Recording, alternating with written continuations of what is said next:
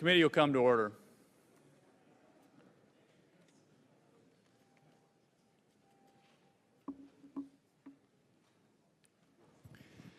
No one needs reminding of the escalating tensions in the Asia-Pacific region.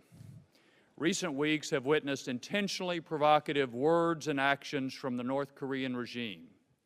We're all concerned that the decades of self-imposed isolation of North Korean leaders, and especially the cruel, erratic behavior of its current leader, make confrontation potentially more likely. In my view, we must work even more closely with our key allies, Japan and the Republic of Korea. We must continue to encourage China to help put North Korea on a different path, and we must increase our military presence and capability in the region. Enhanced missile defense is especially important.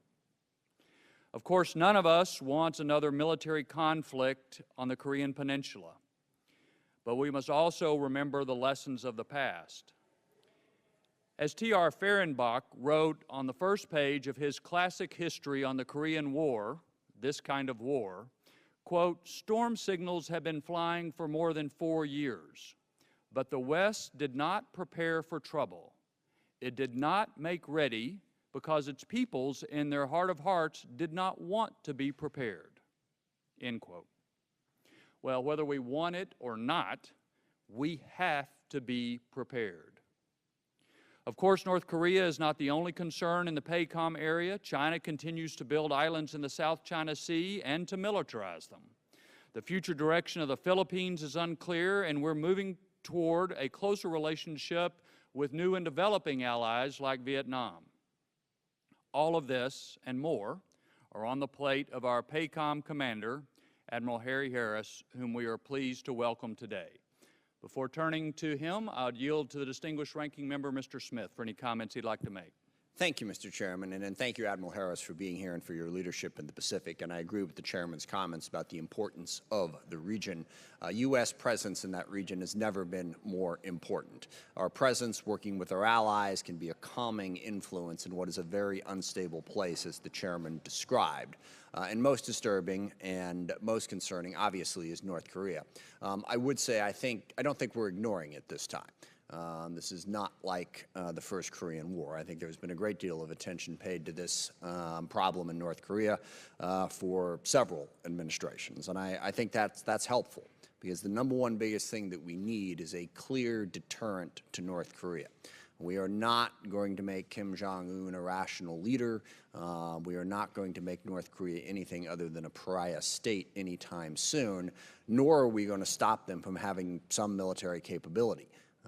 We are aware that they've already developed a nuclear bomb. But the one thing we can do is make it clear that we stand with our allies in the region, with South Korea and Japan in particular, and we will be a credible deterrent to any military action in North Korea. I think that's the most important thing to do, is to make it clear to Kim Jong-un that if he does anything, we have the power and the will to respond and destroy him. Because the only positive thing I can think about North Korea is that there's no evidence that their regime is suicidal. They don't want to be taken out. So we have to make sure we maintain a credible deterrent. And China fits into this as well. China wants increased influence in Asia, and on a certain level, that's understandable. They are a growing power. They want to have influence. What we need to do is to work with them to make sure that that influence is for positive instead of for ill, and North Korea is a very, very good place to start. They could be a lot more helpful than they've been being on calming those tensions, and it's in their best interests. They don't want war to break out in North Korea any more than anybody else does. It would have a far more devastating impact on their interests. So there are a lot of challenges. I'll just close by saying I think there are also a lot of opportunities. The Chairman alluded to some of those. We have a lot of allies in the region, and a lot of those relationships are growing. I would also mention, well, I'm not sure, India and South Asia is certainly an ally, and one that could become even more so. Australia, there are a lot of countries in that part of the world that want to work with us and that give us an opportunity to work together to make that place and the world a more peaceful place. And with that, I look forward to the Admiral's testimony. I thank him for his leadership and for his attendance today. Admiral, again, thank you for being with us. You're recognized for any comments you'd like to make. Thank you, sir. Thank you, Chairman Thornberry, Representative Smith, and distinguished members. It's an honor for me to appear again before this committee. There are many things to talk about since my last testimony 14 months ago. I do regret that I'm not here with my testimony battle buddy, U.S. Forces Command Commander General Vince Brooks, but I think you'll all agree that he's where he's needed most right now on the Korean Peninsula. Unfortunately for all of you, that means my opening statement is going to be just a tad longer. Thank you, Mr. Chairman, for your reference to T.R. Fehrenbach's book, This Kind of War, which is on the Pacom reading list. Mr. Chairman, I request that my written posture statement be submitted for the record. Admiral, without objection, it'll be part of the record. I have to say, not to you, but to other folks, we got it about 9 o'clock last night, which means nobody's read it, as well as General Brooks' statement. So again, not directed to you, but to all of the layers that such written statements have to go through. They need to be more timely for this committee if they're going to be relevant to our hearing. If it's just putting words down on paper, then fine. But we need to do better in the future, and I needed to say that, again, not directed to you, but at those who seem to not have a sense of promptness. So without objection, so ordered. Please continue. Thanks, sir. As a Pacom commander, I have the extraordinary privilege of leading approximately 375,000 soldiers, sailors, Marines, Coast Guardsmen, airmen, and DoD civilians serving our nation around half the globe. These dedicated patriots are really doing an amazing job, and thanks to them, America remains a security partner of choice in the region. That's important because I believe that America's future security and economic prosperity are indelibly linked to the Indo-Asia Pacific region, and it's a region that's poised at a strategic nexus where opportunity meets the 4 challenges of North Korea, China, Russia, and ISIS. It's clear to me that ISIS is a threat that must be destroyed now. The main focus of our coalition's effort is rightfully in the Middle East and North Africa, but as we eliminate ISIS in these areas, some of the surviving fighters will likely repatriate to their home countries in the Indo-Asia Pacific. And what's worse, they'll be radicalized and weaponized. So we must eradicate ISIS before it grows in the Pacom area of responsibility. Then there's North Korea, which remains the most immediate threat to the security of the United States and our allies in the Indo-Asia Pacific. This week, North Korea threatened Australia with a nuclear strike, a powerful reminder to the entire international community that North Korea's missiles point in every direction. The only nation to have tested nuclear devices in this century, North Korea has vigorously pursued an aggressive weapons test schedule with more than 60 ballistic missile events in recent years. With every test, Kim Jong-un moves closer to his stated goal of a preemptive nuclear strike capability against American cities, and he's not afraid to fail in public. Defending our homeland is my top priority, so I must assume that the Kim Jong-un's nuclear claims are true. I know his aspirations certainly are. And that should provide all of us a sense of urgency to ensure Pacom and U.S. Forces Korea are prepared to fight tonight with the best technology on the planet. That's why General Brooks and I are doing everything possible to defend the American homeland and our allies in the Republic of Korea and Japan. That's why the ROK-U.S. Alliance decided last July to deploy THAAD, that's a Terminal High Altitude Area Defense System, which will be operational in the coming days and able to better defend South Korea against the growing North Korea threat. That's why the USS Carl Vinson Carrier Strike Group is back on patrol in Northeast Asia. That's why we must continue to debut America's newest and best military platforms in the Indo-Asia Pacific. That's why we continue to emphasize trilateral cooperation between Japan, South Korea, and the United States, a partnership with a purpose if there ever was one. And that's why we continue to call on China to exert its considerable economic influence to stop Pyongyang's unprecedented weapons testing. While recent actions by Beijing are encouraging and welcome, the fact remains that China is as responsible for where North Korea is today as North Korea itself. In confronting the reckless North Korean regime, it's critical that we're guided by a strong sense of resolve, both privately and publicly, both diplomatically and militarily. as President Trump and Secretary Mattis have made clear, all options are on the table. We want to bring Kim Jong-un to his senses, not to his knees. We're also challenged in the Indo-Asia Pacific by an aggressive China and a revanchist Russia, neither of whom seem to respect the international agreements they've signed on to. For instance, the arbitral tribunal in The Hague ruled last year that China's so-called nine-dash-line claim is illegal under the Law of the Sea Convention. Despite being a signatory to the convention, China ignored this legally binding peaceful arbitration. In fact, China continues a methodical strategy to control the South China Sea.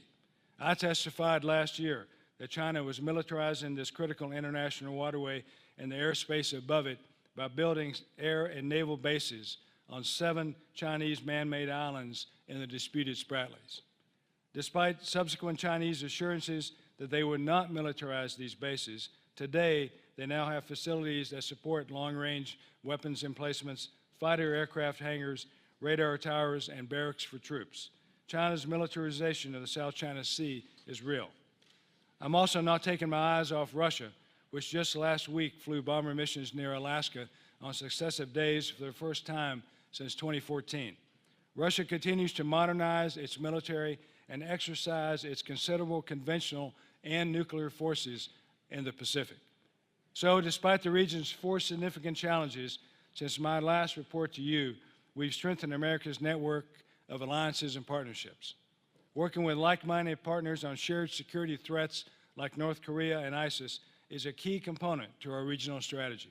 Of 5 bilateral defense treaty alliances, our 5 bilateral defense treaty alliances anchor our joint force efforts in the Indo-Asia Pacific. So I continue to rely on Australia for its advanced military capabilities across all domains and its leadership in global operations.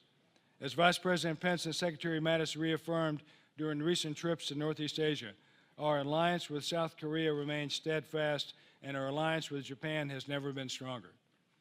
Even with some turbulence this past year with the Philippines, I'm pleased that we're proceeding with the Enhanced Defense Cooperation Agreement, and we're looking forward to conducting the Balikatan exercise with our Filipino allies next month. And this past February, I visited Thailand to reaffirm our enduring alliance and to communicate that we look forward to Thailand's reemergence as a flourishing democracy. We've also advanced our partnerships with regional powers like India and Indonesia, Malaysia, New Zealand, Singapore, Sri Lanka, Vietnam, and many others, all with a view toward reinforcing the rules-based security order that has helped underwrite peace and prosperity throughout the region for decades. But there's more work to be done. We must be ready to confront all challenges from a position of strength and with credible combat power.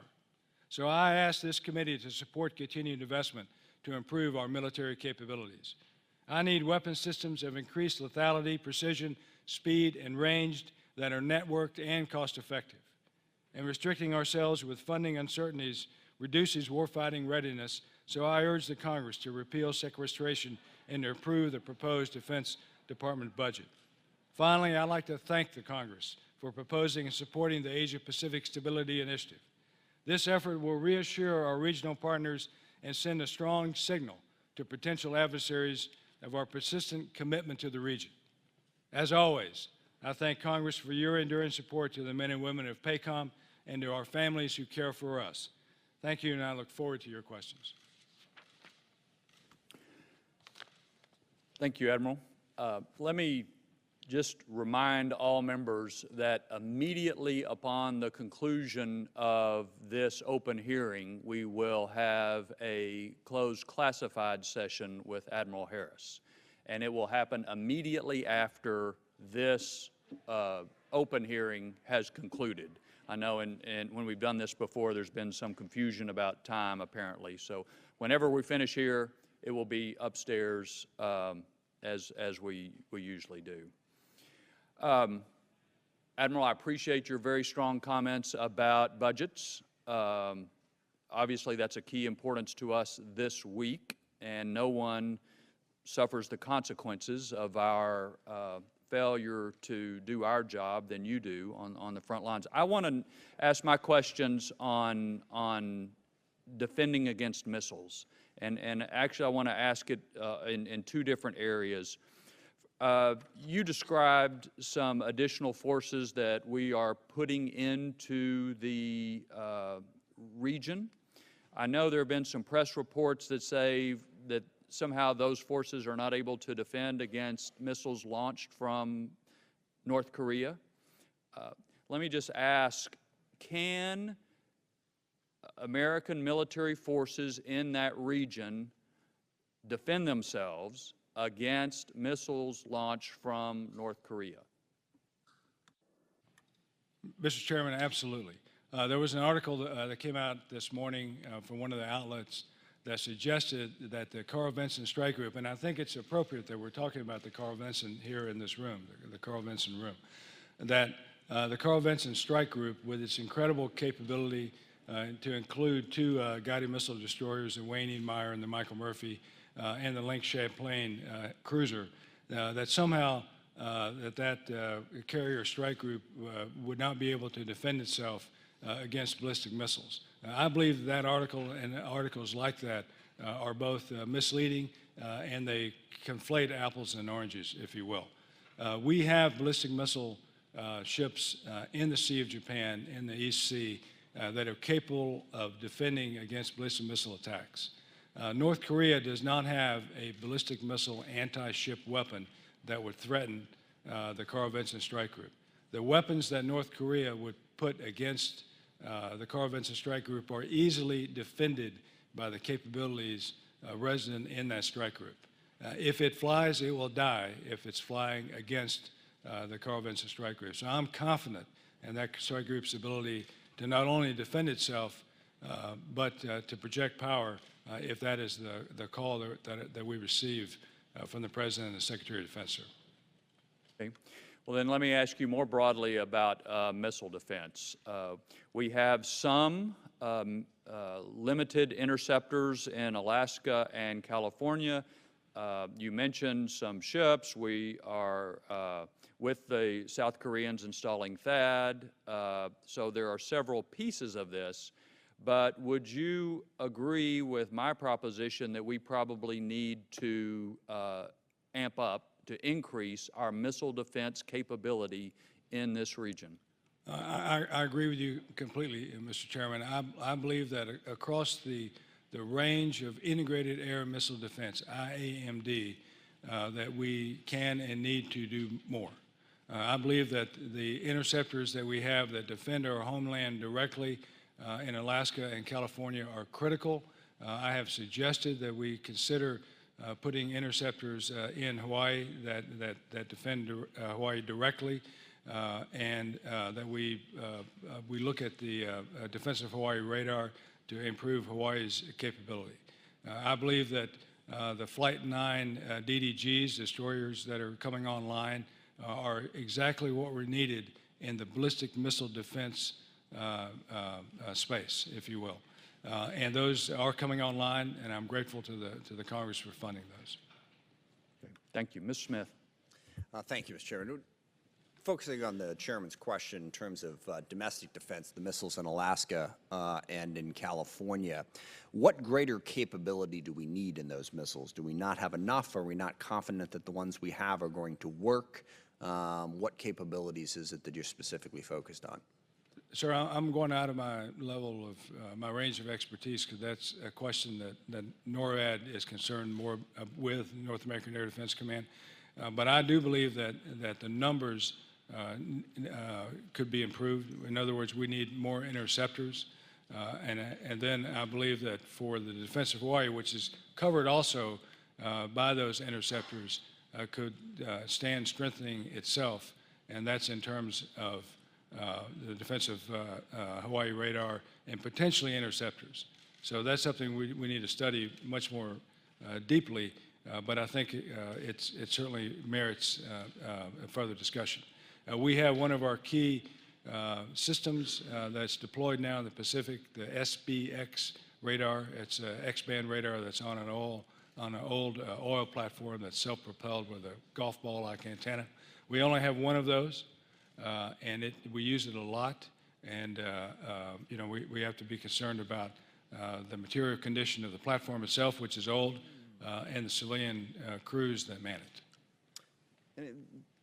What actions do you potentially see North Korea, Kim Jong-un, taking that are most concerning? And by that, I mean, putting aside for the moment what sort of capability they're building, what might they do offensively militarily? A few years back, I believe they sank a South Korean vessel. They launched some missiles at a South Korean-controlled island. Do you see similar things that North Korea could do? I mean, I don't think any of us anticipate that they're just going to do a full-scale war because they know the cost of that. But are there places where they would try to push the envelope? And if so, what are your concerns about what they might do militarily against either our assets in the region or our allies? Yeah. Sir, I'm not as certain about this as you are, that North Korea won't do something precipitous because the. Oh, I'm not saying I'm certain they are. I'm asking what it would be.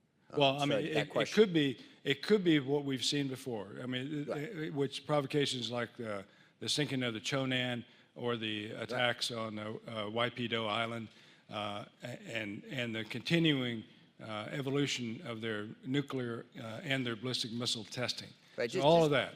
Just to be clear in the purpose of the question, I'm not at all certain that they're not going to do something. I am confident. Admiral, I'm not certain of anything at this point in my life. It's just the nature of the world. But I am reasonably confident that North Korea sees the threat of launching a full-on war against South Korea or Japan and the consequences of that. What I'm worried about is that they will do these sort of little small things thinking they can get away with it and be wrong. And I'm trying to get a greater clarity of what those small things are, which is why I cited those two previous sure. examples. In the current environment, what are you worried about? Are they likely to once again, try to sink a South Korean ship? Are there disputed territories that they might try to take over? Where should we be looking for that small thing that could lead to the larger, much more dangerous war? First off, sir, I don't share your confidence that North Korea is not going to attack either South Korea or Japan or the United States or our territories or our states or parts of the United States once they have the capability. I mean, unprovoked, do you think that? I won't say that they will, but I don't share your confidence that they won't, with absolute certainty that they won't do that. I think they... Not absolutely certain, just playing the percentages here, but right. Go ahead. All right. But I believe that we have to look at North Korea as if Kim Jong-un will do what he says. And there's right now there's probably a mismatch between KJU's rhetoric and his capability. He has threatened by name Manhattan, Washington, Colorado, Australia, Hawaii, and there's a capability gap probably in whether he can or not. And I'm sorry to belabor this point because I want to get on to some other people here, but he's threatened those things in the context of don't mess with us. Or are you saying he's simply threatened them as he's going to do it no matter what we do? Sir, I can't read his mind. I'm not asking you to read his mind. All I can do is understand what he says, and when he threatens the United States, then that's one level. But when he threatens the United States with the capability of realizing that threat, that's a different place.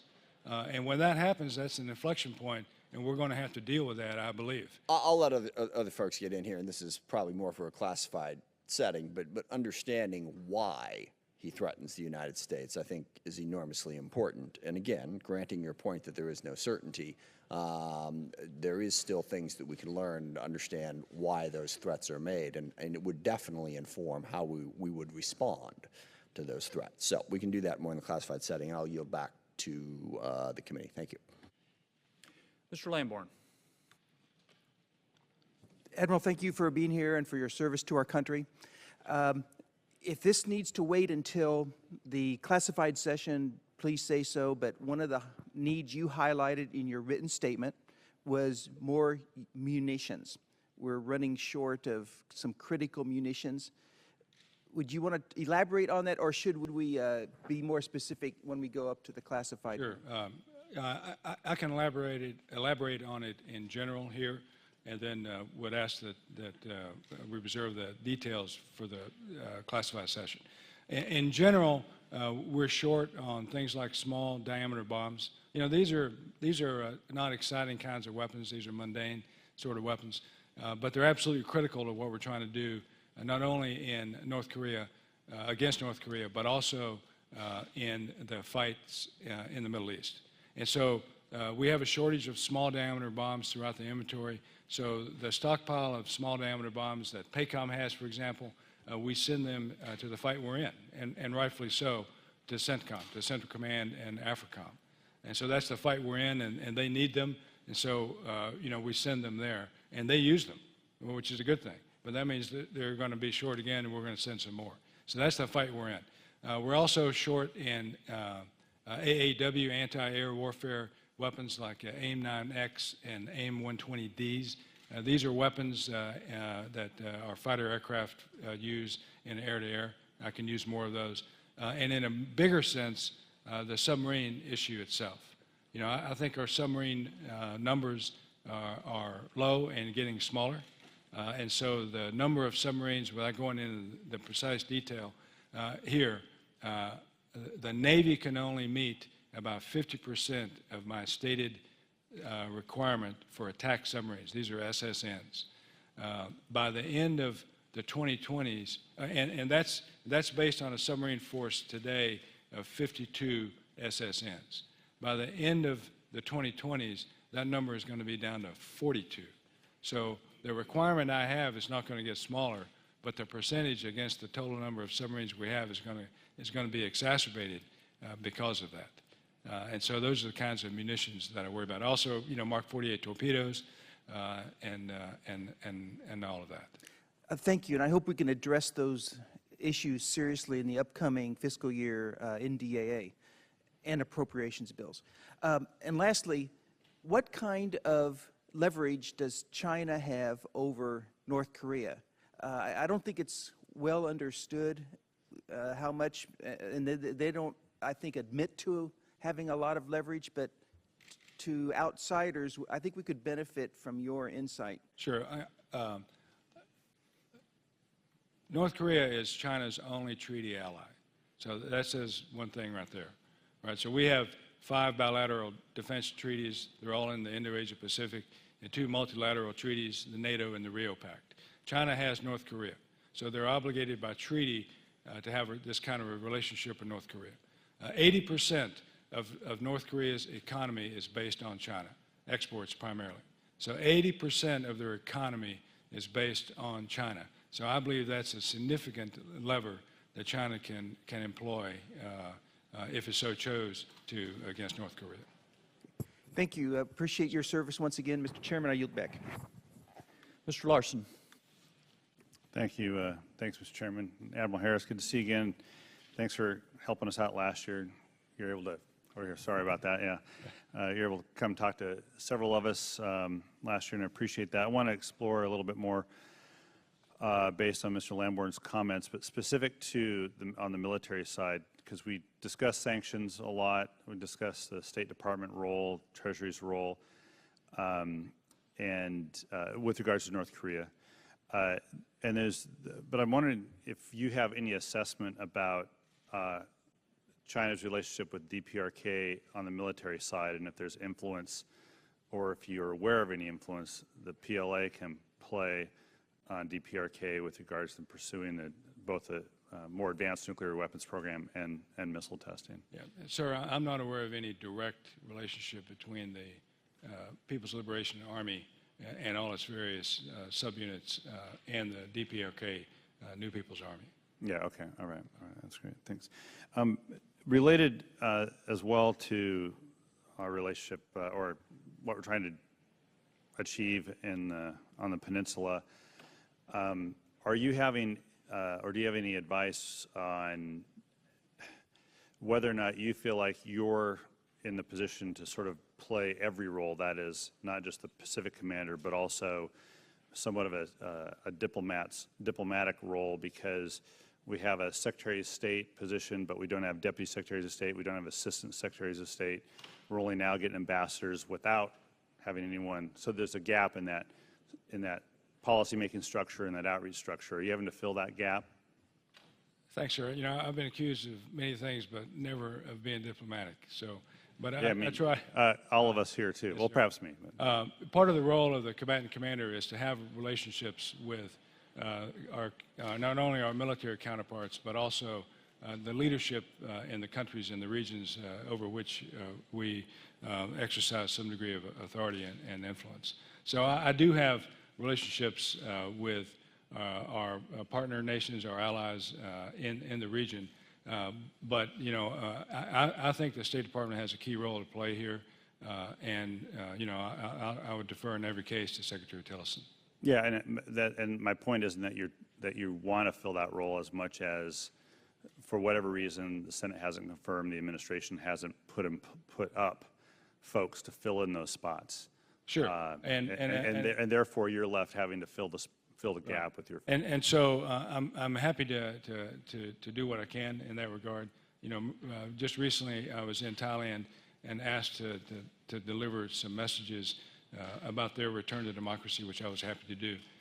And I think that's part and parcel of one of the roles of a geographic combatant commander in today's military structure. Sure, it's also the role of ambassadors and assistant secretaries of state who aren't in place. Right. So, and I don't know if you can answer this here, but which is probably a prelude to that you can't answer it here. Yeah, but I have to ask, right? There's the issue of the nuclear tests and the issues of the missile tests. Both of them, obviously, both very concerning. But I guess I'd like to hear your assessment maybe a little later about, is it more concerning to have missile tests or nuclear tests? What's the difference between a 6th nuclear test from North Korea based on the 5th nuclear test as opposed to advances in missile testing? Yeah, so I view them both very seriously. And the difference between the 6th nuclear test and the 5th nuclear test is if we notice an improvement between the two. So as I said in my opening statement, you know, KGU is not afraid to fail in public, and he fails a lot. Yeah. But I think Edison failed 1,000 times before he got the light bulb to work. Mm-hmm. And so here we are, right? So he's not afraid to fail in public, and he continues to try. And then he's experimenting not only with, experiment is probably not the right word, he's developing missiles that have solid fuel propellants. And I can talk in the other hearing about the implications of that. So we have that weapons development going on, longer range weapons going on. He has a ballistic missile submarine, an SSB. It's not a BN. It's not nuclear powered, of course, but it's an SSB that's troubling. And then he's doing his nuclear testing. So all of that, if he puts all of that together, miniaturizes the nuclear weapon, puts it on an ICBM that he's testing over here, and then he figures out a way to have that thing survive re-entry, then we have a serious problem on our hands, to go back to Congressman Smith's comments earlier. Thanks. Your assessment's very important. I appreciate it. Thank you. Sure. Mr. Kaufman. Thank you, Mr. Chairman.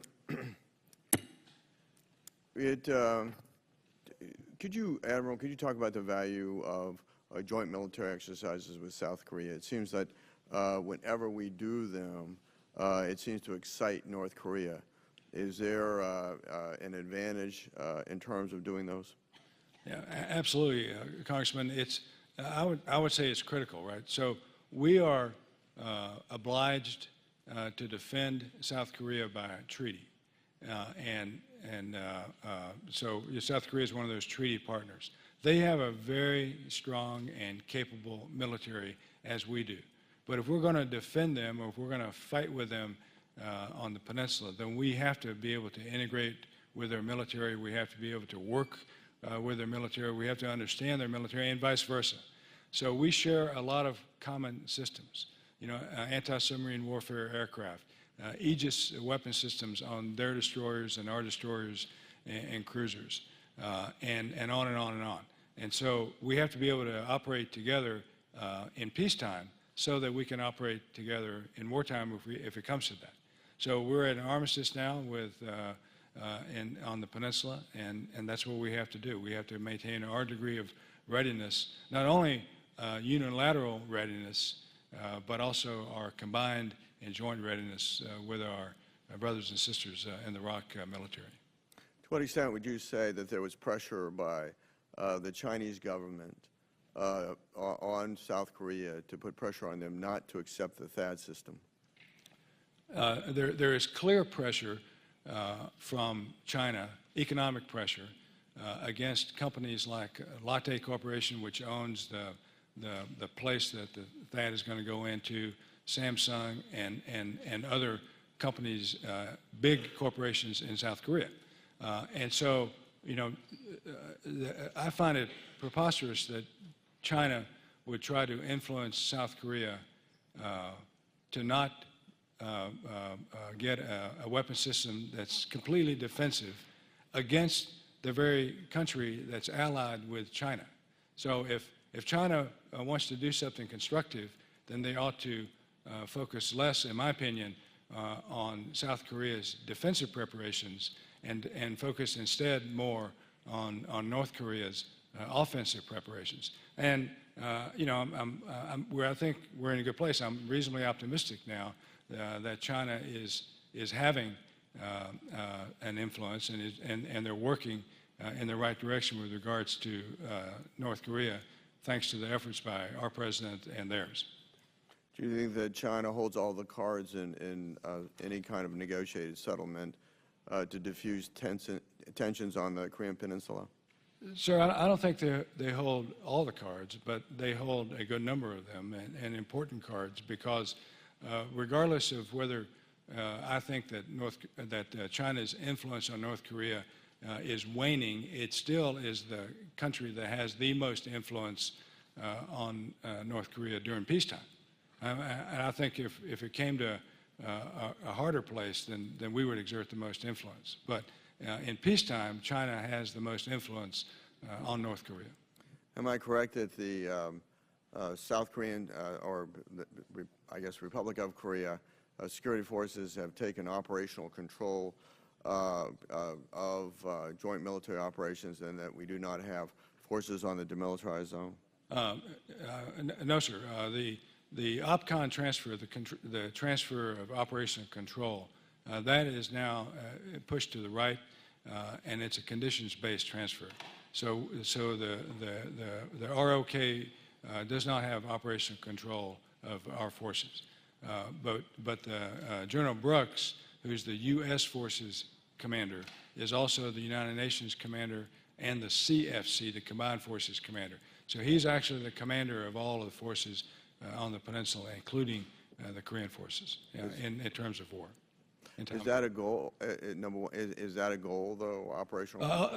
Ultimately, OPCON transfer is a goal, but it has to be conditions-based. It has to be when they're ready to do it and all the other conditions are met. Okay. Can you speak to whether or not we have, if you can speak in this setting, but do we have conventional forces on the demilitarized zone itself? We have conventional forces along the demilitarized zone, just south of that, and I can go into more detail in the other session. Thank you, Mr. Chairman. I yield back. Sir, thank you, sir. Ms. Bordallo. Thank you very much, Mr. Chairman, and thank you, Admiral Harris. I enjoyed meeting you on Codell recently to Hawaii. On Guam, Admiral, we are directly and uniquely impacted by national security and foreign policy decisions in the region. So we seek to understand what, if any, strategy this administration has for the Indo-Asia Pacific. We are in the process of realigning Marines from Okinawa throughout the Pacific, which, as you noted in your testimony, is critical for modernizing our force posture in the region. So could you briefly discuss the military's necessity, particularly the movements of Marines to Guam, for which the Japanese are contributing over 1/3 of the cost? You highlighted funding levels, but I'm especially interested in not just the financial, but also the political capital for the government of Japan has expended for its part. Thanks, Congresswoman.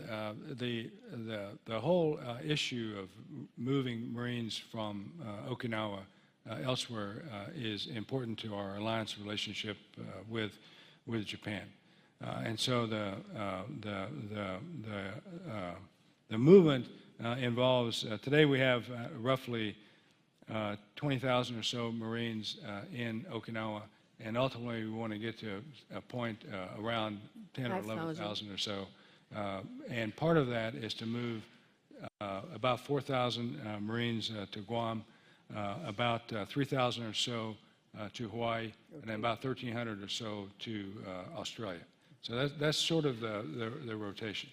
We're looking at, as you know, the movement of the bulk of the Marines to Guam would occur in the 2024 to 2028 timeframe, and then to Hawaii after that. And we're already rotating forces through Australia now. Japan has invested a lot in this. This is all about, for everyone else's benefit, to reducing the footprint in Okinawa and also closing Futenma. So the Futenma Air Base is an air base that in an incredibly populated area, and so the Japanese have asked us to move that air base. It's a key base of operations for us in that region.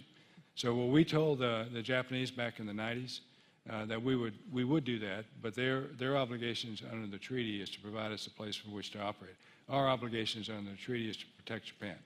And so their obligation is to provide a place.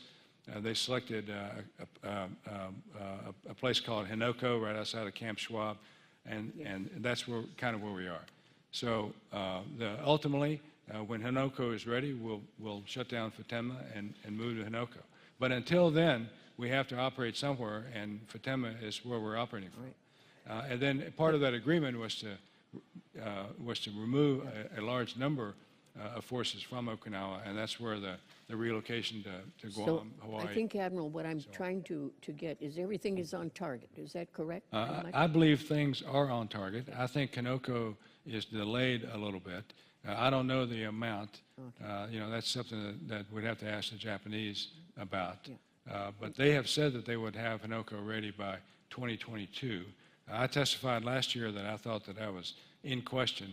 So now I'm going to have to defer to the Japanese for a better year estimate. Well, we've waited a long time for this, so we wanted to continue. And we do have a visa problem on Guam now, a labor shortage. So I'm working on that.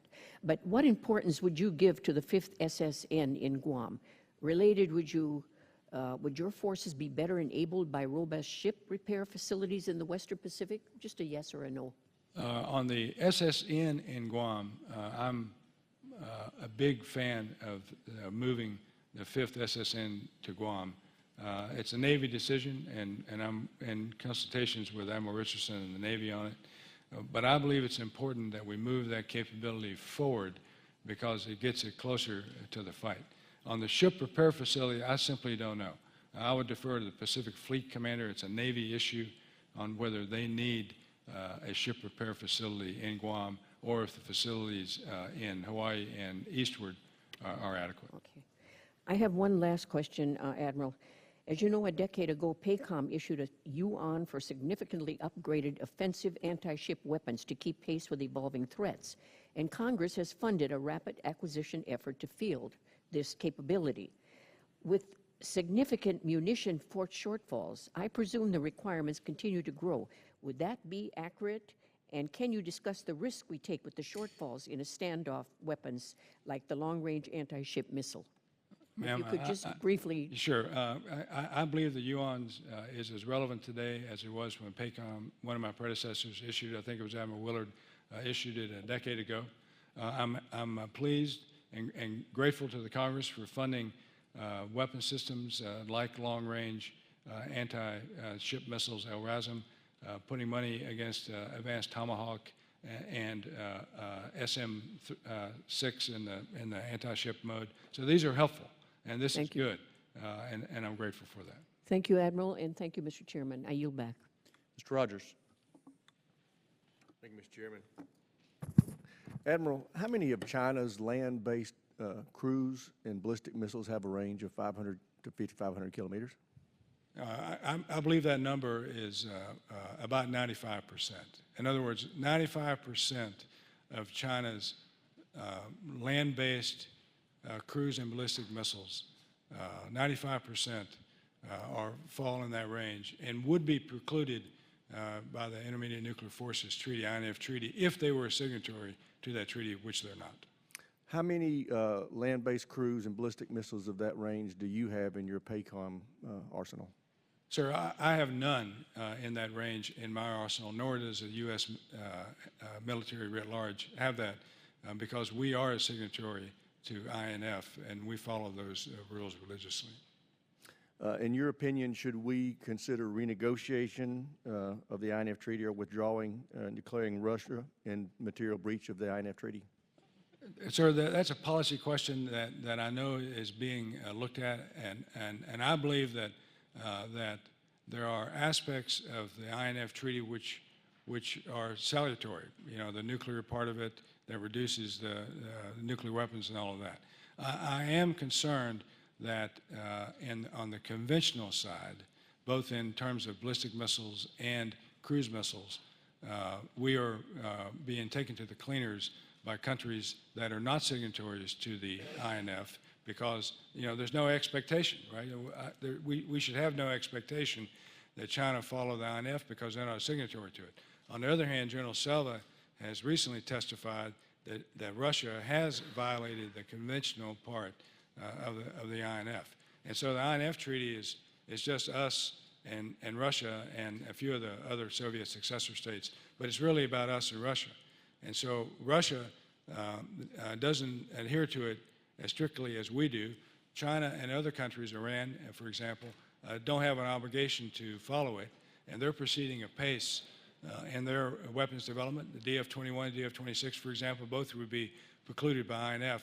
And then here we are without a weapon in this 500 to 5,500 kilometer range, a critical range to be able to conduct warfare in the Indo-Asia Pacific. So my understanding is you're saying that we're basically unilaterally disarming when it comes to that capability. I would say we're unilaterally not being creative in developing our weapons. Thank you. I yield back, Mr. Chairman. Mr. Courtney. Thank you, Mr. Chairman, and thank you, Admiral Harris. Good to see you again.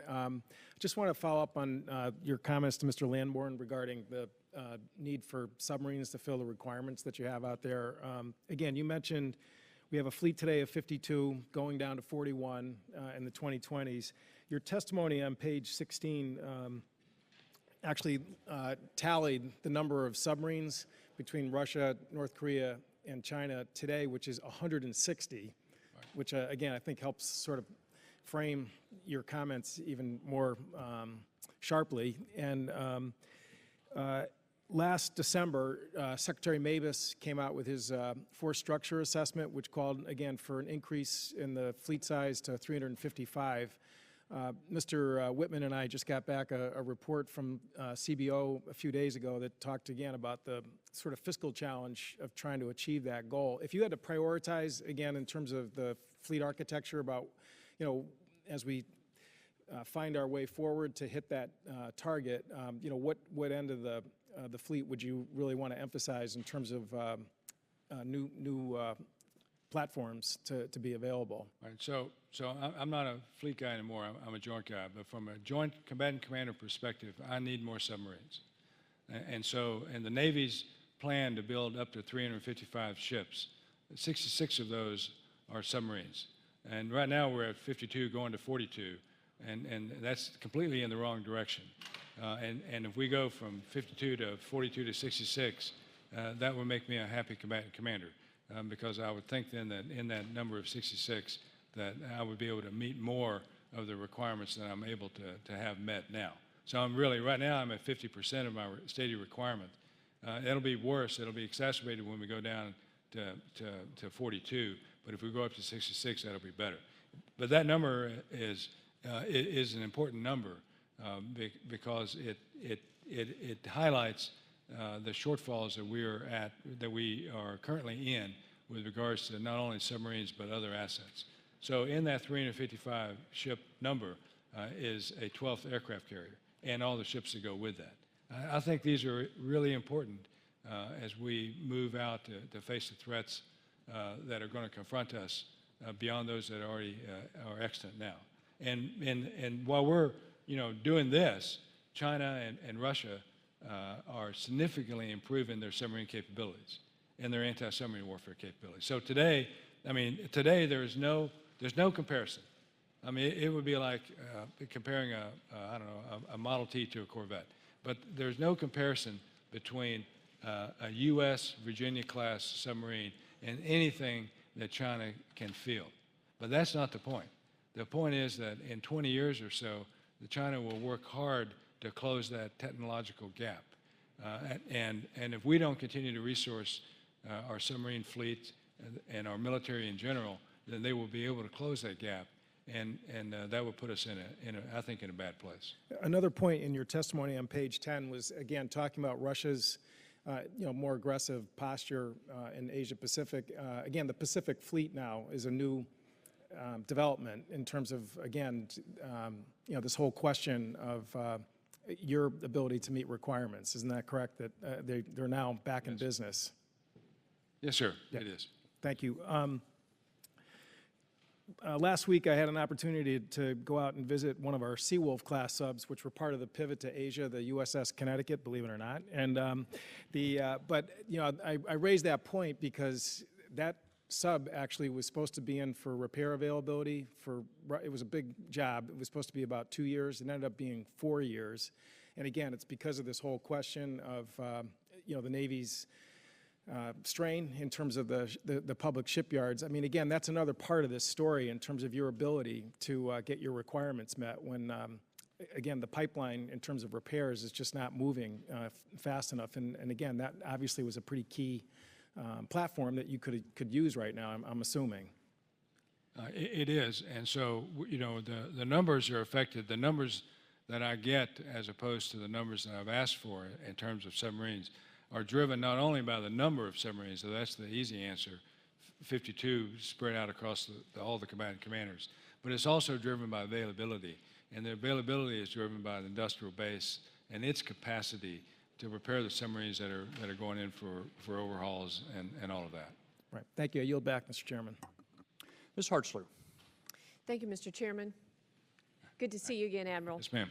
I'd like to hone in the questions on China some more and also readiness.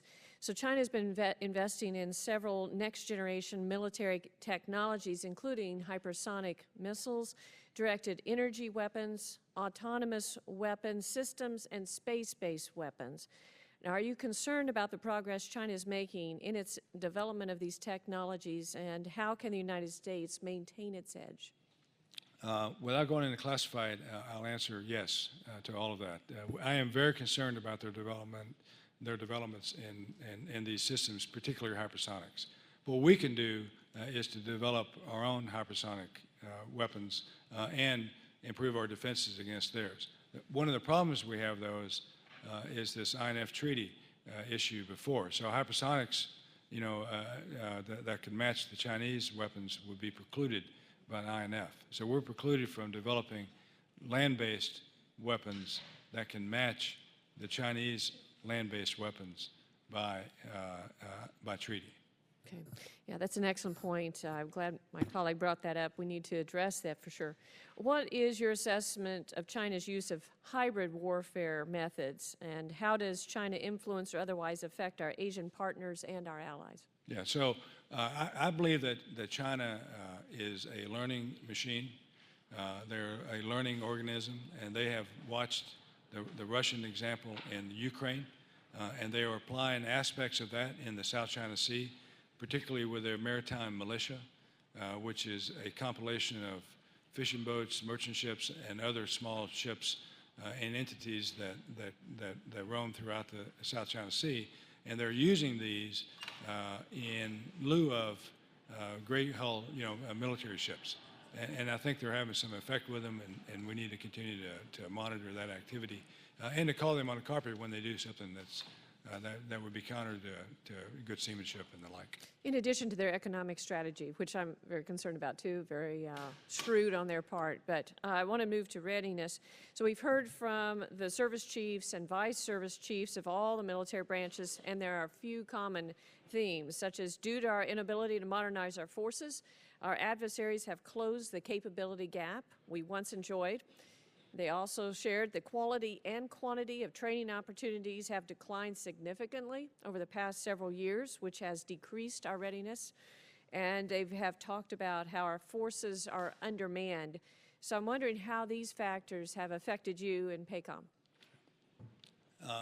So today, I believe I can meet the strategy in terms of fight tonight forces.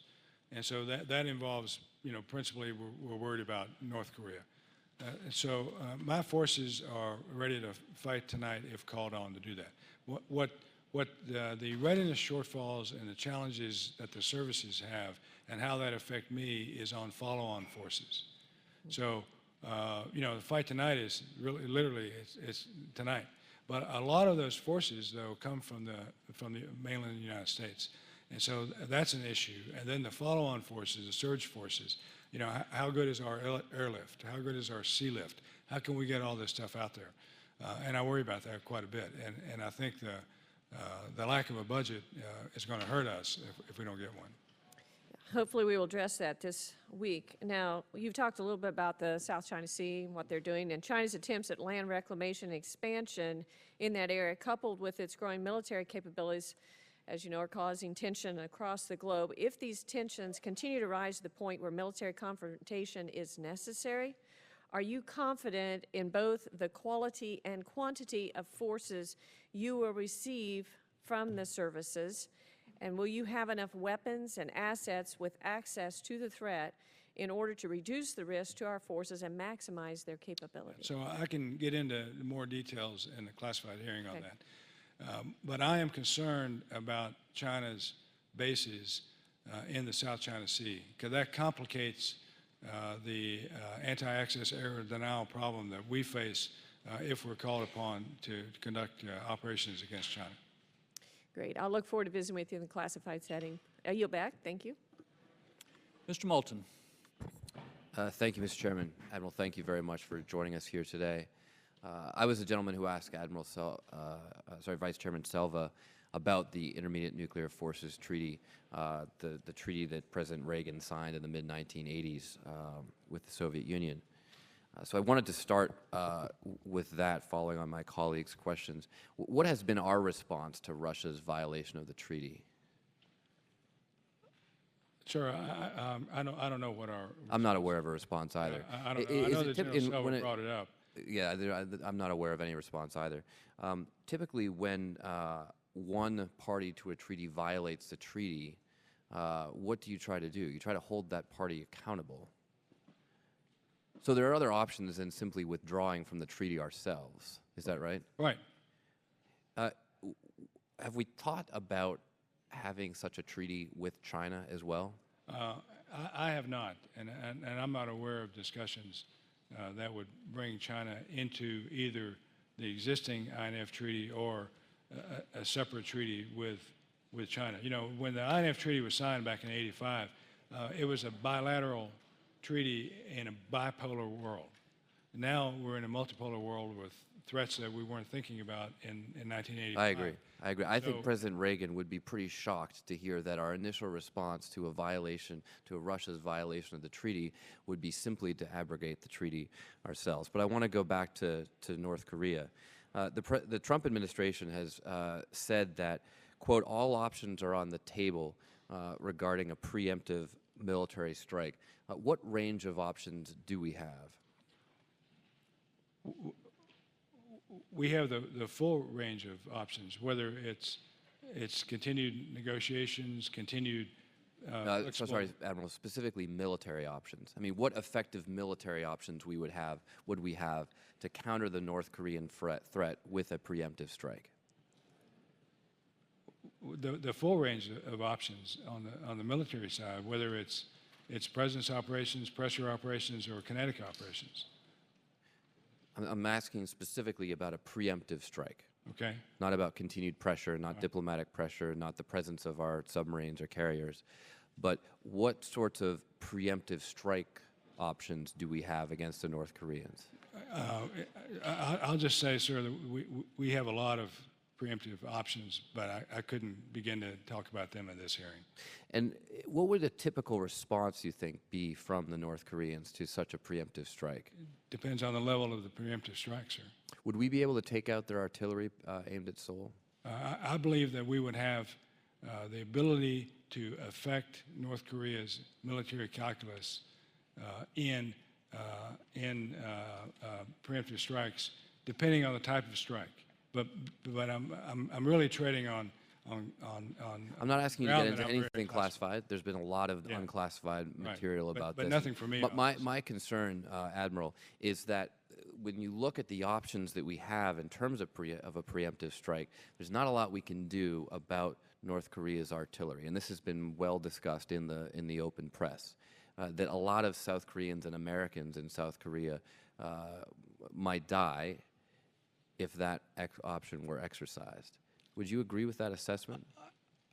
I would say that what we're faced with is that on one hand, and a lot more Koreans and Japanese and Americans dying if North Korea achieves its nuclear aims and does what KGU has said it's going to do. I agree with you. I agree with you. But just to be clear, in that scenario, a lot of South Koreans and Americans in South Korea would be in trouble. Sure. What are you concerned about a conflict between North and South Korea escalating into a conflict between the United States and China? Is that a risk? It is a risk. I think it's a manageable risk, and I think that we would work hard to manage that risk. How would we manage that risk? I think communications with China, a relationship with China. I think the relationship between President Trump and President Xi is positive and encouraging, and I think that will go a long way to so you're basing that off. ameliorating the risk. So you're basing that off their recent meeting. No, not just a recent meeting. I'm basing it on the idea that if we have a positive, productive relationship with China, then I agree with you. The Trump administration's idea throughout the campaign and until that meeting was to have an unproductive relationship with China, to call them a currency manipulator, et cetera. Thank you, Mr. Chairman. Sure. Mr. Wilson. Thank you, Mr. Chairman. And Admiral, thank you very much for you being here today. And 2 years ago, I had the extraordinary opportunity of visiting with you in Hawaii, and I saw firsthand of your capabilities and the briefings that you provided us, your rapport with your personnel. It was just very, very inspiring. And your personal history and background is equally so inspiring to the American people, and I want to thank you for your service. I particularly say that as a grateful dad of a lieutenant commander in the U.S. Navy today, serving in Beaufort, South Carolina, hopefully maybe in Pacom sometime in the future. As we face these issues, North Korea continues to be a significant threat to the security of the American people and our allies in the region. Can you explain how important it is the recent deployment of the THAAD system is to the people of South Korea? Yeah, I think it's very important. I mean, this system is a defensive system that will help protect South Korea from ballistic missile attacks from North Korea. It is a purely defensive system. It's aimed north, not east, or not west, rather. It poses no threat to China, and it's designed to protect our Korean allies and our American servicemen and women and their families and businessmen and others who live and work in Korea. And I want you to be aware that Congress voted 2 weeks ago, overwhelmingly 398 to 3 bipartisan, obviously, to support the THAAD deployment and your service and back you up. And so you've got obviously incredible bipartisan support here in Congress. As North Korea continues to develop and test ballistic missile technology, can you explain who is supporting these activities with resources? Specifically, is there Iranian collaboration? Sir, I don't know if there's Iranian collaboration or not, but I'll find out and get back to you on that, or I'll have an answer about the classified hearing. Thank you very much. Sure. And Admiral, the President has recently stated that all options are on the table concerning North Korea, as correctly cited by Congressman Seth Moulton just now. As Chairman of the Readiness Subcommittee, I'm concerned of noted shortages in funding, required munitions, and backlog maintenance on our ships and aircraft. What readiness concerns have you seen in the Pacific Command? Yeah, just what you've said, sir. I'm concerned about munitions shortfalls, maintenance backlogs, and development of weapons that will keep us ahead of our adversaries, principally China and Russia, but that would have an effect in North Korea. And Yes, are there specific shortfalls in munitions that that we can help address here? There are small diameter bombs, AIM-9X and AIM-120D, AAW, anti-air warfare weapons, and Mark 48 torpedoes. Thank you very much. Mr. Carbajal. Thank you, Mr. Chairman, and thank you, Admiral Harris, for coming here today. The administration has sent the USS Michigan to South Korea as a show of force and continues to escalate its rhetoric against the current leader of North Korea. There is no question as to the significant threat North Korea poses on the region, especially as it continues to pursue its missile and nuclear ambition. However, I am extremely concerned about the provocation and direction this administration is taking to address the North Korea threat. It seems the United States has not developed a coherent national strategy when it comes to North Korea, and yet we are deploying military assets, increasing tensions, and considering military options against North Korea. When dealing with an unpredictable regime, empty rhetoric can be dangerous. And I think this committee would be interested to hear why there was so much confusion as to where the USS Carl Vinson was deployed to or not. Admiral Harris, what is the feasibility of the U.S. taking on North Korea without China becoming involved? What type of coalition effort would be required to take military action against North Korea? Denuclearization at this point seems unachievable unless the U.S. wages an outright war against North Korea or North Korea undergoes a regime change. What are the other options other than denuclearization are you and the administration looking at in order to limit the North Korean threat? Quite the question. Sure. Thanks, sir. That's quite a number of questions. I'll try to get through them. First is, I disagree that we lack a strategy on North Korea, sir. I believe we do have a strategy. I believe the President has that strategy. And my job is to provide options. And as a military commander, then my job is to provide military options. And that's what I do, and that's what I have done. With regard to the Carl Vinson, that's my fault on the confusion, and I'll take the hit for it. So I made the decision to pull the Carl Vinson out of Singapore, truncate the exercise that it was going to do south of Singapore, cancel its port visit to Australia, and then proceed north. And where I failed was to communicate that adequately to the press and the media. So that is all on me. But we've done exactly that, right? So we canceled pulled it out of Singapore, truncated the exercise, canceled the port visit, and then moved it north. And today it sits in the Philippine Sea just east of Okinawa in striking range and power projection range of North Korea if called upon to do that. And then in a few days, I expect it'll continue to move north. You started your questions by talking about the Michigan.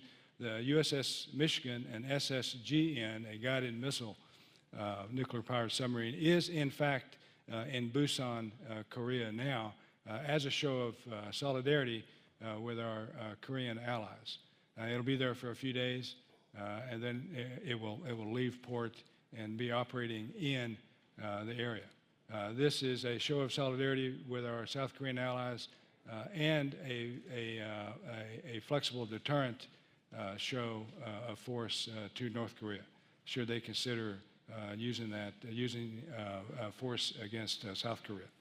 With regard to coalition effort, I believe our biggest coalition partner in this effort, if it comes to some kinetic operation on the peninsula, is Korea itself, naturally, South Korea. And then, of course, Japan and our other friends, allies, and partners in the region, I feel would support the United States as we support our treaty ally of South Korea. I guess the only question I continue to have is it's been difficult to discern that strategy. And I'm hoping at some point we can hear a little bit more, whether it be in a classified hearing or not. But to date, I don't have the confidence to feel good about the statement he just made that we do have a coherent strategy. Thanks. Mr. Chair, I yield back. Mr. Byrne? Thank you, Mr. Chairman. Admiral, I'm over here. Thanks, sir. It's good to see you again. Before I get started, I just wanted to tell you there were 15 of us that met 2 weeks ago with General Brooks in Seoul, and I think we all came away from there understanding the seriousness of the situation, but we had 100% confidence in his leadership and the troops he has under his command and where he's going with that, and I just wanted to say that after having an hour and a half with him that day. Last year, you and I visited in Hawaii at the RIMPAC exercise, and I think 2 hours you spent with the 8 of us that were there, I just got to tell you, that was a tour de force. Rarely in my lifetime have I been in the room with somebody who had such complete command over everything that you were talking to us about over an incredibly broad and diverse theater. So I wanted to compliment you on that. You and I had a little bit of a colloquy about the littoral combat ship, and you were telling me about how it helped you increase and distribute your lethality in the theater, and you reminisced about the days when you were a young naval commander and you were dealing with the Soviet corvettes, the little smaller vessels that the Soviets had that they could put a missile on. And you were very good about going over with me and the others there about having that small combatant out there, particularly now that we can put Harpoon missiles on them and add to what you're doing. 2 months ago, I was in Singapore, and I noticed that you had an LCS and some EPFs there.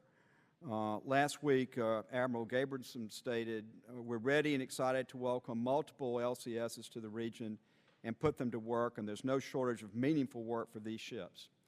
Can you discuss the impact of having the LCSs and the EPFs in the theater? Yes, sir. So I've gone on record as being a fan of the littoral combat ship in both its principal forms, and I am a fan of it. I would be a bigger fan of the upgunned, if you will, LCSs, which... the frigate? The frigate, thanks to the Congress we're going to get. And I think it's important. I want to acknowledge our great friend in Singapore, or Singapore as our great friend, that is, who allow us to rotationally deploy these ships to their country. So I'm grateful for that. I think the Navy and Vice Admiral Roden at Surface Forces are on the right track with this theory of distributed lethality. And I think the LCS has a role to play in that. So again, I'm a fan of LCS. The story I told was when I was a tactical action officer on the USS Saratoga back in the 80s, one of my jobs was to keep track of all these little ships that the Soviets had, the Nanichkas, Tarantulas, and Osa-2 boats. These are small patrol boats. But the reason we had to keep track of them, the reason we were worried about them, the reason the captain and the admiral were on my case all the time, where are these guys, is because each one carried a Styx missile or more. So they carried a missile that could threaten the carrier and the carrier strike group, punching far, far above their weight. And I think that LCS should do that. And I want the Chinese every day to worry about where the LCS is, just like I used to worry about where the Osas, the Nanichkas, and Tarantulas were back in the 80s. Well, I think the proposal from the Navy, or at least the way they're working on it today, both variants of the LCS, upgraded to be a frigate, would have multiple missile tubes on them and would be able to respond the way that you said. So just to make sure I'm understanding what you're saying, you want them to have the sort of missile capability that the Navy's trying to get to with the new frigate design. Absolutely, and I'm agnostic onto the type of missile. You know, that's a service decision, but I want them to be equipped with missiles that can sink ships. And having multiple numbers of those, not just, we only have the Coronado out there right now, but having more than one, having several out there that you can place around wherever you want, that adds to what the Chinese or any other adversary has to worry about with the placement of our fleet out there. Right. On a combat side, it does it absolutely. And on the everyday non-combat peace operations, humanitarian assistance, the whole range of operations and missions that the Navy has in the region, the LCS adds to that. Well, I really appreciate your comments on that, but once again, your leadership, General Brooks' leadership, I have a high level of confidence that we have the right people and the right things in place to do what we've got to do if something bad happens there, and I appreciate your leadership and his leadership, and I yield back. Mr. Swazi. Thank you, Mr. Chairman. Admiral, thank you so much for your testimony today, and thank you for your service to our country. You said that the Carl Vinson is now in the Philippine Sea. God forbid you had to fly from the Carl Vinson to North Korea. How long a flight time is that? About 2 hours, well within their capability. And there wouldn't be any need for refueling to get there and back? They would be, but a modern carrier strike group has its own refuelers On the ship. Okay. Right. When you talked about the basic munitions like small diameter bombs, is that a problem throughout the Navy, or is that a problem for just the Pacific Command? No, it's not a Navy problem. It's a joint force problem, and it's a shortage across the joint force. And so, you know, we're sending them out to CENTCOM, Central Command, now because they're needed in the fight in the Middle East. So, you know, I have an allocation, other combatant commanders have an allocation. So you're sharing your allocation with the Central Command? Right, except they don't share them back, right? Hopefully they don't share them back, because hopefully they use them. And so then they'll need more. So how would I go about finding out, like, what's the status of that? What's the inventory overall and where they are and that kind of thing? You just ask the question, and I'll get back to you, sir. So I'm asking that question. And I'll get back to you. And what were the other two weapons that you mentioned before that were your priorities other than these small diameter bombs? Anti-air warfare missiles, AAW missiles, AIM-9X, AIM-120D. These go on our fighter aircraft, and Mark 48 torpedoes. So I'd like to, I'm trying to develop, I'm new here, I've only been here for 100 days, and I'm trying to develop an inventory of all the different equipment that we have and understand where things are and how much we use of what. Yes, sir, I'll get that to you. Okay, thank you so much. Mr. Kelly. Thank you, Mr. Chairman, and thank you, Admiral Harris, for being here. One, just again, it is a joint problem, the number of munitions and the lackage of stockpile that we have in order to comply with all contingency that we would have at this time. Is that correct, Admiral Harris, from your opinion? And then I want to go back just a little bit to the leader of North Korea and to the ranking member's questions.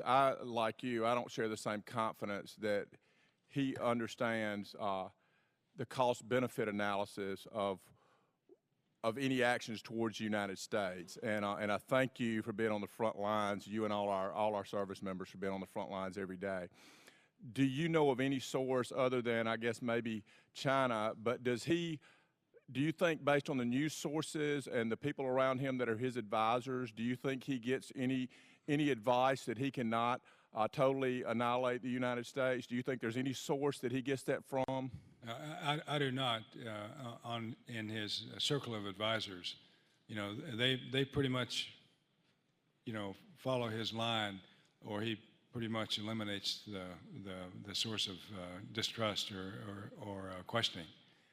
I was with some friends when I was on the district work period, and I mentioned, I said, you know, some people think that God controls their actions or directs their actions, or that they're in link with God's actions. It's almost like he's a little more than that. He may even think he's God based on the number of advisors, and if you in any way go against what he says is right, he has you killed, whether you be his brother or his uncle or anyone else. Would that be correct? That would be correct, sir. The number of ships, and I know, but how does that impact Pacom directly in an unclassified area, the lack of submarines and other surface ships? Well, as I've said before, the Navy fulfills about 50% of my stated submarine needs. And so the submarine force, in an unclassified way, for example, deal with the Russian submarine threat, the Chinese submarine threat, and they're also involved in surveillance missions and other kinds of missions themselves directly for Pacific Fleet, for the fleet, if you will. And so because of the numbers of Chinese submarines that are underway and the types of submarines, and the same with the Russians, you know, I need to be able to keep track of those submarines in every way that I can. And by not having the number of submarines that I need to do that, then I have to make risk calculations and risk-based decisions on which ones to maybe not keep track of, or what surveillance missions we're not going to do because I don't have the submarine to do that. I need it to do something else. So those kinds of calculations are being done in real time every day, not only by me and by the Pacom staff, but by Admiral Swift and the Pacific Fleet staff and on down the chain. So that's just one example. You know, right now the Carl Vinson is on deployment. I extended the Carl Vinson by a month in order to ensure that we have a carrier available should the President need one, because the carrier that's based in the Western Pacific, the Ronald Reagan, is in maintenance right now. And so, you know, I wouldn't have a carrier there right now were it not for the ability to extend the Carl Vinson. So, you know, that's just two examples for you right there. And when I first got into the military many years ago, we always had a 5-paragraph operations order. And lately, you know, 10 years ago, we started adding risk. And that is a risk that we as Congress can source to reduce some of that risk. But we have the same, we ought to be doing the same risk assessment. If we don't source this, then you take risk, and that means lives and material and equipment and treasure. Would that be correct, Admiral Harris? Absolutely correct. And then final question. We hear quite often about the funding at the Joint Chief level, the CRs and the impacts of CRs at the joint level. But at your level as a commander, or the Pacom commander, how significant is it to have funding that you can plan on to make sure we have the right strategic plans in place? Sir, it's very significant. And, you know, just in broad brush because of time, if we don't get a budget, or if we go into another CR, the services are going to start to enact some draconian measures in order to balance their books, right? And that includes things like they're going to cut back on carrier air wing training, which means that the pilots that deploy won't be ready to deploy. The Air Force is going to cut back over 100,000 flight hours across the Air Force. The Army will cut back exercises, important exercises like Pacific Pathways and things like that, in order to balance those books. And that will have an effect on the combatant commanders directly and on me directly in the Pacific. Thank you, Mr. Chairman. I yield back. Ms. Davis. Thank you, Mr. Chairman. And Admiral Harris, thank you very much for your service and for being with us today. I wanted to ask you, and this is somewhat in line with some of the questions that people have been asking, partly because I think it's what the public right now is looking for. In your testimony, you said that your goal is to bring Kim Jong-un to his senses, but not bring him to his knees. And in light with that, what are you and General Brooks doing to reduce tensions on the peninsula specifically and prevent what some people are concerned could be an overreaction on our part? So I believe the best way to reduce tensions on the Korean Peninsula is to provide credible combat power 24/7. So if you are a weak country or you have a weak military, then I think that encourages adventurism and puts us in a place with countries like North Korea that we wouldn't want to be in if we had a choice. So we have a choice. And General Brooks and I provide those options up the chain to the president, but within our own areas of authority, then we provide that credible combat power to our allies in Japan and Korea. So bringing the Vincent up is one example of that. Bringing the USS Michigan guided missile nuclear submarine into Busan is another example of that. These B-1 and B-52 flights that we fly throughout the area are another example of credible combat power, which I believe has the effect of ameliorating Kim Jong-un's worst impulses. Mm-hmm. Is there anything else you could share with us regarding your own work essentially with the White House through some of these escalations? No, ma'am. I would be hesitant to share with you discussions that I've had with the National Command Authority. Thank you, sir. I also wanted to turn to the budget discussions that we've been having here, which are critically important. In fact, in your testimony, you listed budget uncertainty as a noteworthy challenge next to China, Russia, territorial disputes, North Korea, and ISIS.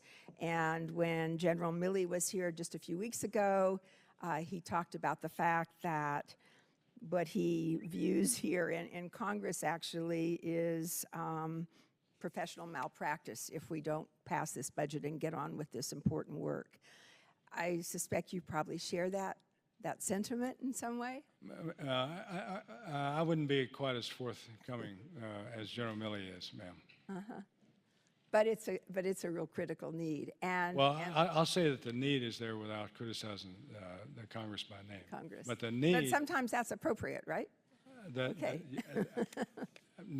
Please note I'm silent on that. The need, though, is real.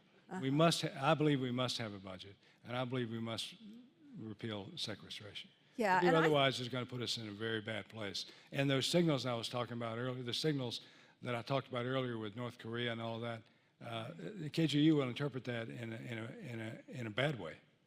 Yeah. One of the things you just said in response to my colleague is that you think that the commanders are going to start taking some draconian measures. I think the services, or when I say the commander, it's the services, because they have to man, train, and equip the military for the use of the joint force. But when I say the services, I mean the Navy, the Army, the Air Force, and the Marine Corps. Yeah. Is there something that you see, and maybe even in some trends, that we continue to do that, in fact, given some other technologies or changes, that we don't need to do any longer? I'd have to think about that a little bit. I think that in terms of R&D, research and development, that we are in fact looking at new ways of doing new business. And I think the third offset, for example, is getting at some of that. DIUX, I don't know what that stands for, but it sounds cool. The DIUX is another way to try to jumpstart some ideas. And I think these are all helpful. So I would say that the Department of Defense is looking at innovation as a means to overcome some of the challenges that we face from other countries. Could I ask you just briefly, because time is almost up, is the fact that we've struggled so much to have an audit out of the Pentagon, is that an issue for you? No, ma'am, it's not for me. So no audit is not a problem? No, I don't want to imply that, but if there's a problem with an audit in the Pentagon, that doesn't affect me as a combatant commander directly. Thank you, sir. Yes, ma'am. Mr. Bacon. Thank you, Mr. Chairman. And Admiral Harris, thank you for your leadership and what you're doing and your diplomacy and tact towards Congress. I thank you for that, but I would say it would be professional malpractice if we don't get a budget passed and take care of our military right. I wanted to get your professional opinion for the committee here, just how hard it is and challenging to defend South Korea with the location of Seoul and the number of artillery that North Korea has. Could you just go into a little detail, just the challenges that we're going to face if Kim Jong-un becomes aggressive? Yeah, it's a very dramatic challenge. So Seoul is, I believe, the most densely populated city on the planet. 25 million people in a relatively small area, within artillery range of the DMZ and the heights north of the DMZ where Kim Jong-un has a vast array of rocket forces and artillery. Yes. So it does pose a significant challenge. That's an extraordinary hard challenge to counter. Right. Do you think we have enough long-range strike aircraft, air-to-ground, air-to-air, close enough that deters Kim Jong-un, or do we need to add additional permanent presence in Japan, Guam, so forth? I know we have rotating forces, but is it enough to make clear to Kim Jong-un that he will lose across this line? I believe that the military forces we have are sending the right signal to Kim Jong-un. So we routinely fly B-1 and B-52 flights. Just 2 days ago, we had an operation where we had a ship in the East Sea, Sea of Japan, and on the West Sea with the Koreans. The Japanese were involved, and we had a B-52 fly through there. The Japanese handed off to the Koreans, who then escorted the bomber through the Korean Peninsula to the other side. So this is a pretty complicated operation, and it demonstrated to our allies and friends, and also to Kim Jong-un, that we have this capability, that we can bring these forces to bear from all around the Pacific to focus on him if need be. So I'm pleased with the array of forces that we have in terms of fight-tonight forces. But as I answered a previous question, I am concerned about follow-on forces and the means to get them there, all of which is affected by readiness, which is affected by the budget, and on and on. Seems to me part of this is a whole government response. Are we doing enough in the non-military instruments of power? For example, in the 90s, we used banking sanctions that I thought were very effective. Are there other things we should be doing to help put pressure on North Korea? Yeah, sir, I believe that it is a whole government effort, and a whole government effort would be required. And I believe that the different parts of our government are involved in the North Korean problem set. Should we go back to the banking sanctions? Seems like to me that worked. Sir, I'm not smart on banking sanctions. Okay. So one last thing. Thinking of Kim Jong-un, he's the grandson of a dictator, son of a dictator. He's been surrounded by people his whole life that tell him what he wants to hear.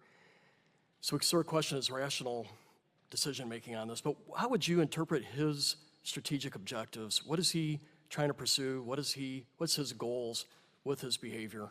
So I believe there's an element of respect that he's going after. I believe he wants to be considered a nuclear state, a nuclear capable state. I believe he seeks unification of the Korean Peninsula to his favor, and I believe that he seeks to have that dominance in that part of the world. Thank you very much. Mr. Chairman, I appreciate the time. I yield back. Ms. Gabbard. Thank you, Mr. Chairman. Admiral Harris, aloha, welcome. Aloha. I've just returned back to Washington yesterday after holding a whole string of town hall meetings across the state of Hawaii on each island. And the question and concern raised about North Korea's threat, yes, to the United States, but specifically to Hawaii, was a constant question and theme that came up on each of our islands there. Given Hawaii is home to your headquarters, how do you characterize the threat of North Korea specifically to Hawaii, and how confident are you in our current BMD capabilities against that threat? Yeah, thanks, Congresswoman. I am concerned about it. I believe that our ballistic missile architecture is sufficient to protect Hawaii today, but it can be overwhelmed. And you know, if Kim Jong-un or someone else launched ballistic missiles, ICBMs against the United States, and then you know, someone would have to make the decision on which ones to take out or not. So that's a difficult decision. I think that we would be better served. My personal opinion is that we would be better served with a defensive Hawaii radar and interceptors in Hawaii. I know that that's being discussed. I don't want to get ahead of those discussions, but I think we ought to study it for sure, and then make that decision as a department what the best way forward is. But Kim Jong-un is clearly in a position to threaten Hawaii today, in my opinion. Thank you. And in what you're suggesting, having a radar as well as interceptors in Hawaii specifically, how confident are you in that technology that's being discussed in being able to effectively intercept an ICBM coming towards us? It depends on the systems. You know, I'm getting ahead of ourselves just a little bit because, you know, I'm suggesting that we study the basing of interceptors in Hawaii. The type of interceptors, you know, that's the next level of detail, which I'm not part of that discussion. I think that the Defense of Hawaii radar is coming. I think the interceptors piece is something that's yet to be determined. But I believe we should certainly look at it, and I think we'd be somehow not doing our job if we didn't look at it. And could you expand a little bit on what you mentioned on the current BMD capability being sufficient, but if overwhelmed, would create a situation where difficult choices would be made? Could you maybe spell out a scenario? In this hearing room, I'll just say that we have X number of interceptors that can shoot down Y number of targets, and if the opposition fired Y plus 1, then that's at least one. That will get through. Thank you. Recently, I think about a month ago, the acting Assistant Secretary of State made a statement basically saying that the pivot to Asia is effectively over. What is your take on that statement, and how have you seen the practical implications of that? Yeah, so I believe that the phrase was, well, you know, the term pivot and the term rebalance, those are just words that describe what America is doing. And I believe that what we are doing is continuing to place an importance on the Indo-Asia Pacific region. I believe that Secretary Mattis's first trip was to the region. The Vice President, I was with him when he returned from the region through Hawaii. I believe that these send the right signal to our friends, allies, and partners and others that the United States remains steadfast in our placing of the Indo-Asia Pacific region as the most important region for America's future. I think the President's relationships with Prime Minister Abe in Japan, with President Xi in China, and all of that are positive, and it demonstrates to the folks out there that we do value what's happening in the Indo-Asia Pacific. Even though the terms, quote unquote, pivot or rebalance or something may be out of vogue, I think our nation remains focused on the region, as we should. Yeah, it's what's actually happening that matters. I appreciate your leadership through your long tenure of service based in Hawaii, but really always bringing to light the challenges as well as the opportunities that we face there in the region. Thank you. Thank you. Ms. Cheney. Thank you very much, Mr. Chairman. Thank you, Admiral, for your service to the country and for your very frank answers and helpful answers here today. I wanted to follow up first on some questions about the INF Treaty and see if you could elaborate a little bit on the extent to which that treaty is now only, in fact, prohibiting the United States, only binding us in many ways if the Russians are violating it and if the Chinese are moving ahead in the production of weapons that we can't produce under that treaty. Yeah, I think you've said it all in my concern. So the INF Treaty doesn't affect China's weapons development or any other country's weapons development with the exception of ours and Russia's, because they're not signatories to the treaty. It's a bilateral treaty signed in 1985 during a bipolar world, us and the Soviet Union, and then now Russia and some of the republics that have come out from that. I don't know if Russia is wholesale violating the treaty. I do know that General Selva testified that they have violated it in certain aspects. So we should hold them to account for that. On the nuclear side of the INF Treaty, I believe it's holding, and I would be hesitant to call for us to pull out of the treaty because of anything you can do to limit nuclear weapons is a good. But the treaty not only governs nuclear weapons, but also conventional weapons in the ballistic missile and cruise missile regimes. And that's what I'm worried about. So I'm worried about Chinese weapons and what we're going to do about it. So we can't stop the Chinese from developing weapons that run counter to INF because they're not a signatory to INF. But we can't develop weapons that can match those because we are a signatory to it, and we follow it like you'd expect America to follow a treaty to the letter. Thank you. And in particular, one of those kinds of weapons that they're developing that we are precluded from developing are the hypersonic weapons. Is that right? And could you talk a little bit about missile defense against hypersonic weapons in terms of, what the capabilities are, if any, that we might have today? Yeah, I really don't want to get into that in this hearing. Happy to discuss it in the classified session. Okay, thank you. In terms of missile defense and our allies, is there more that we could be doing, for example, with respect to the sale of Aegis Ashore sites or THAAD to Japan? Yeah, I believe that there is more that we can do, and we should make available, I think, those systems to countries that are our allies and close friends that would want them. I don't want to get into a discussion with Japan, for example, on what's better. I think they can make that decision, but we should encourage them to go down that path. I think that that within our treaty structure, our alliance structure in Northeast Asia, for example, one of the things that could be done, which we can improve on, is the relationship between Japan and South Korea. Right? They both have Aegis weapon systems. They both have Patriot. They both have ballistic missile defense, and they need to get along better. And I'm happy to report that they are. That we're having an effect in that, and they recognize the need to do this, and the relationship between both of them and the trilateral relationship is improving, which is helpful. And then just a little bit more on China.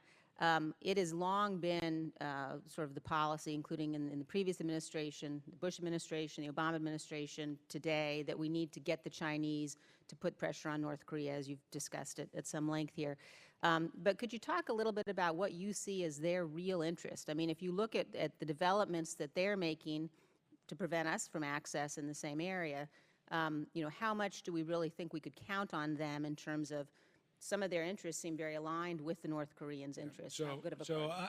I think that in regards to the peninsula, the Korean peninsula, China's interests include they don't want to see a North Korean regime that collapses, and they have a refugee problem from the millions of North Koreans that would probably head into China. So that's one problem.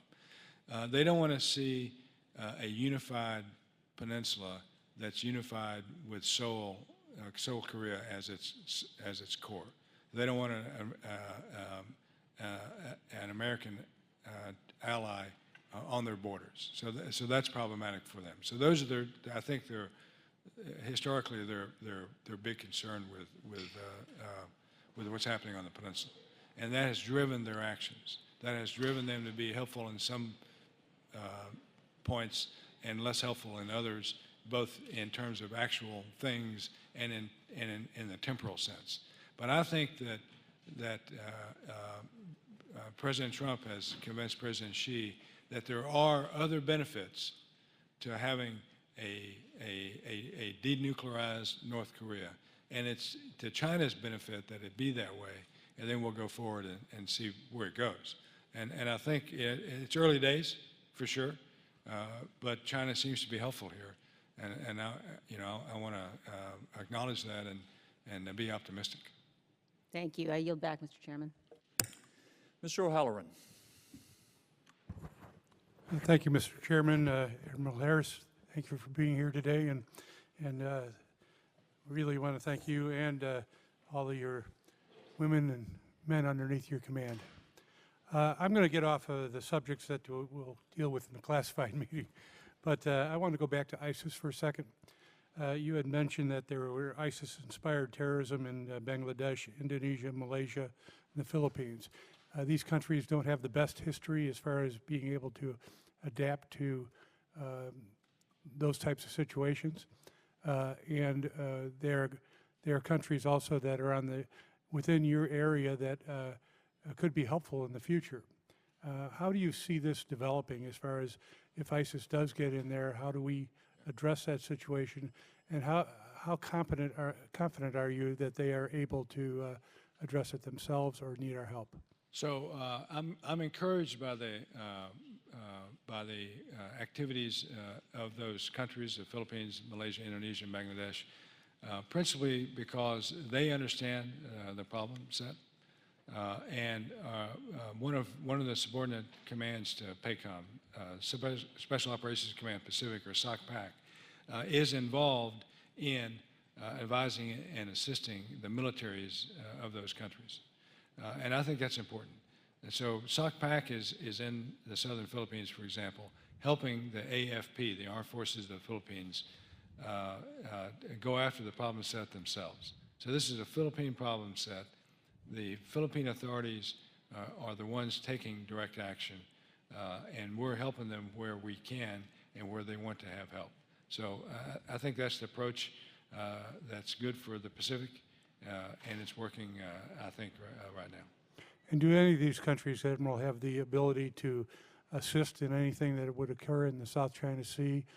Or if they don't, what do we have to do in order to get them up to that level? Yeah, I think they're reluctant to be involved in activities in the South China Sea that would put them in a position of confrontation with China. It's the Philippines, though, that we have to remember is the one who started their arbitration case, which got us in the place we are in the legal framework.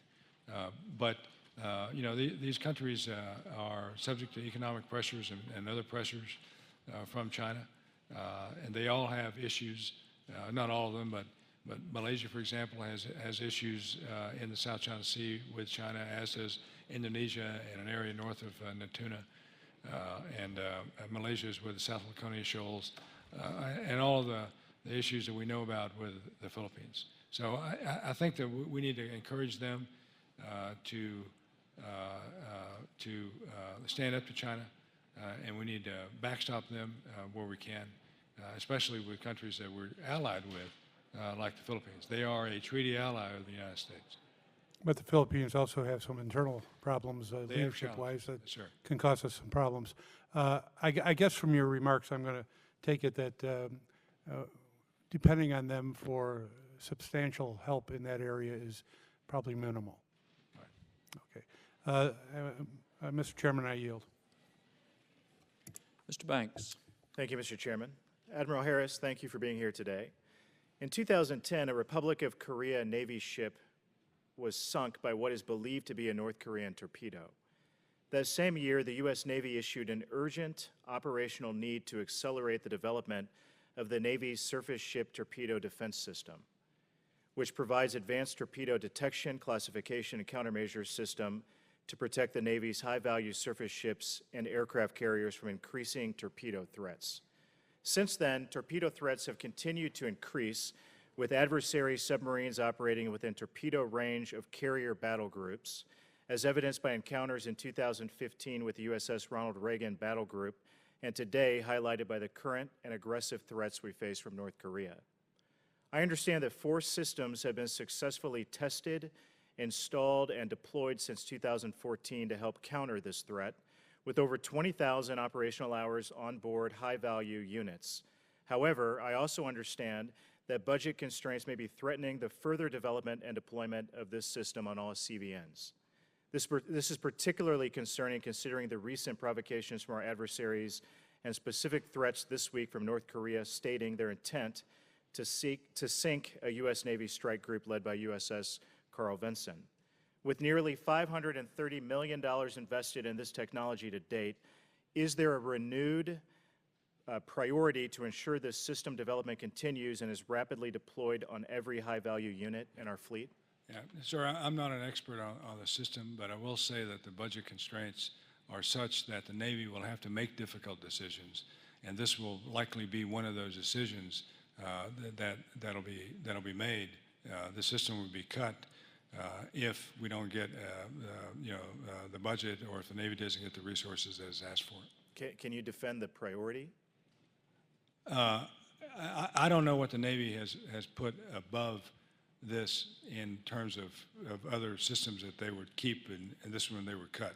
But I will trust the Navy to be able to prioritize all of the systems they have, and then they're going to have to take cuts. I mean, you know, in a finite fiscal environment, then you can't have everything, and I think the Navy will make those difficult decisions. Thank you, Admiral. Mr. Chairman, I yield back. Mr. Langin. Thank you, Mr. Chairman. Admiral, welcome, and thank you for your testimony here this morning, and most especially thank you for your great service to the nation. So we've recently seen an increase in military operations by the new administration, such as the cruise missile strikes in Syria and the large yield bomb dropped in Afghanistan. While I certainly think that both of those actions were appropriate, if we move the aperture over to North Korea, I fear that employing similar actions without broader, more strategic goals in place may have disaster effects on the 20 million South Koreans and 24,000 U.S. troops living within range of North Korean Army artillery. How is Pacom ensuring that the broader strategic implications are being weighed when planning action on the Korean Peninsula? Yeah, I think it's a great question, sir. And as I talked earlier, I believe that the best thing that we can do as Pacom, the best thing that I can do is to ensure that we have credible combat power available all the time to face whatever threat comes out of North Korea. I think the lack of a strong, credible combat deterrence is actually an encouragement to Kim Jong-un to do things that are provocative or dangerous, or both. And so if we don't have that capability, or if he thinks we don't have the capability, then that will make him, I think, adventurous, and that would, in fact, then threaten those 25 million people who live in Seoul. That would then require a response by us and our South Korean ally, and then we would be at it again. So I believe that the best thing that I can do is to provide that credible combat force in the face of Kim Jong-un's provocations. Thank you, Admiral. On another topic, I strongly believe that multilateral exercises with our partners and allies are critical to achieving a unified front in the face of some of our more aggressive and challenging adversaries, whether they be in the Indo-Asia Pacific region, in the EUCOM arena, or elsewhere. Now, unfortunately, we constantly hear that these exercises are at increasing risk of being canceled due to budget constraints and uncertainty.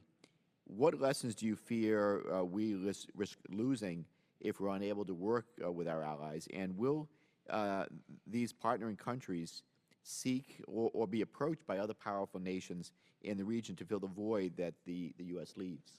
Yeah, clearly, the exercises are important on a number of levels. For those countries that are our military peers, you know, the high-end militaries in the region, Japan, Korea, Singapore, Australia, New Zealand, you know, these are high-end militaries that we need to exercise with, because we might be in a position to have to rely on them for some operation, or they might be in a position to rely on us for some operation. And if we don't know how to work with them, then it'll be unproductive in the early days. And then there are countries that seek to be better, and exercises with us and countries like us are desired. If we can't provide that level of exercise support, then other countries will step in and do that in lieu of us. And when I say other countries, that's a euphemism for China.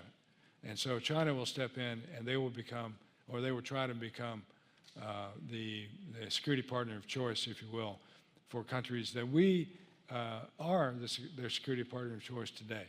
But that's because we invest time and resources and equipment and the American people reflected in the soldiers, sailors, airmen, Marines, Coast Guardsmen. We invest in our relationships with these countries. And if we don't do that because of budget constraints, and exercises are clearly on the table, the services will cut stuff, and I'll cut exercises in order to make my books balance. And the end result of that is we'll have a lesser capable military alliance structure, not only because our allies will be less capable, but we'll be less capable. And then we'll also have less professional relationships with our friends and partners in the region. Thank you, Admiral. You've confirmed a lot of the things that I feared or had concerns about. Thank you for the work you're doing. I have other questions I'll submit for the record.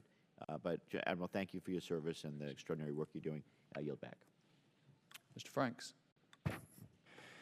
Well, thank you, Mr. Chairman. Thank you, Admiral, for being here. Always appreciate people like yourself that give your life to protecting the rest of us. Admiral, you know that some of the times when we ask you questions, it's not just to be enlightened. It's sometimes we even have some idea what the answer is, but we're trying to inform policy decisions, sometimes even use it for leverage for policy decisions. So that might reflect some of my questions here today. So the first one is a general question about, in general, how much did we spend to field the Aegis Ashore test site at the Pacific Missile Range Facility? Sir, I don't know, but I'll find out for you and get back to you. That'd be fine. Then the follow-up, does it make sense to defend Hawaii from Alaska instead of using this particular site? Yeah, in response to an earlier question, I believe we should do both. We should consider doing both. Redundancy. I think so. And while I'm not advocating for interceptors in Hawaii, I'm advocating that we study the issue of putting interceptors in Hawaii, which I think is prudent. Sure. Well, we have the Navy's new Spy-6 and the Tippy-2 radar at Pacific Missile Range facility. Can we use those radars to add to the defense of Hawaii today? I believe we can, but I'm advocating for the defense of Hawaii radar, a different kind of radar. I think that there are two different, or a couple of defense contractors that are interested in providing that. So, I don't have a view as to which radar is better or all of that, but I think we need to have a defensive Hawaii radar system, and then we should look at the interceptors that would naturally go with that. Would it be better in terms of some of those mechanisms to wait several years to conduct environmental impact statement process and analysis of alternative processes to build a brand new radar? Well, I think we have to follow the rules, right? And so the EIS, the environmental impact statement, and all of that is important. And I think we must follow those rules. That said, there is a sense of urgency here. I mean, yeah. Kim Jong-un just a few days ago threatened Australia. And so, so we have a sense of urgency and the rules, and I think we can bring them together in ways that don't violate the law, but also move this thing forward. Are you suggesting that if a warhead landed, that it might have an environmental impact? It might have that, sir. Right. Should we evaluate the capability of the SM-3 Block 2A to defend Hawaii from North Korea and its ICBMs? I think we should evaluate that. Mm-hmm. That should be one of the systems that we look at to see what's best for the defense of Hawaii. In terms of Hawaii's defense, and specifically with North Korea in mind, is there anything that you would tell this committee that you think is a priority that has not been essentially elaborated on here today? No, sir. I think I've been pretty clear that I'm advocating for a defense of Hawaii radar. I'm advocating for a study to see if it's worthwhile to put interceptors in Hawaii to improve Hawaii's capability against North Korean missiles, or anyone else's missiles for that matter. Well, Admiral, thank you, and we'll save any other questions for the classified moments. Thank you, sir. Thanks, sir. Ms. Hanabusa. Thank you, Mr. Chair. Hello, Admiral Harris. Good to see you. And I'd like to thank Congressman Franks for his concern over Hawaii. Some people think we're just an island, and it's good to hear that my colleagues are concerned about the safety of our islands. Congressman Franks also brought up PMRF, which I have always felt is essential to the defense not only of the Pacom or Indo-Asia Pacific area, but also for the rest of the United States. And I think what we're getting at here, and if we can't talk about it except in a classified setting, I can understand that. And that is really the land mass that we have. The question is whether we can have a permanent interceptor in Hawaii versus, and still not sacrifice the missile ranges now what it tends to do, which is to do all the testing.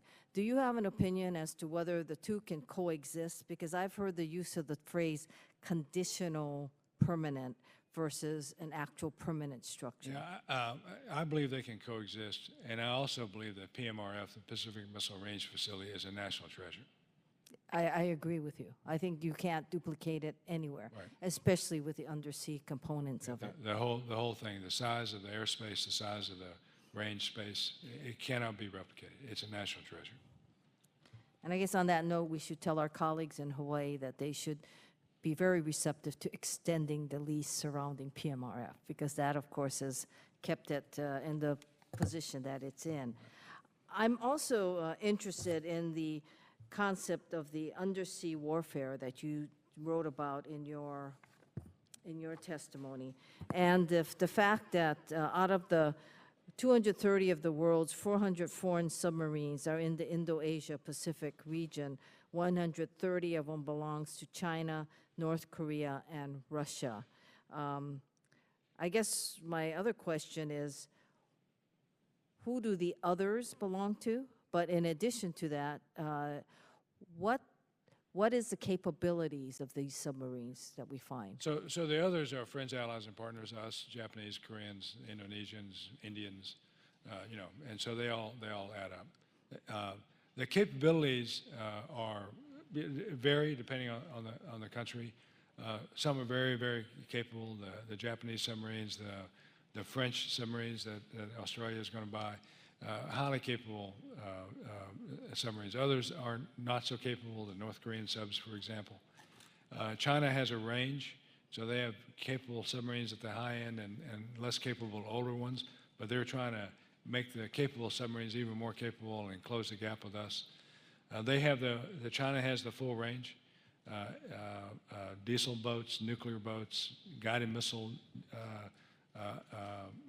submarines, ICBMs, or SSBNs, the Jin class ballistic missile submarines, and so on. So it kind of covers the range. Russia's most advanced and newest class of submarines are now in the Pacific. The Dolgoruki class SSBN is now in the Pacific.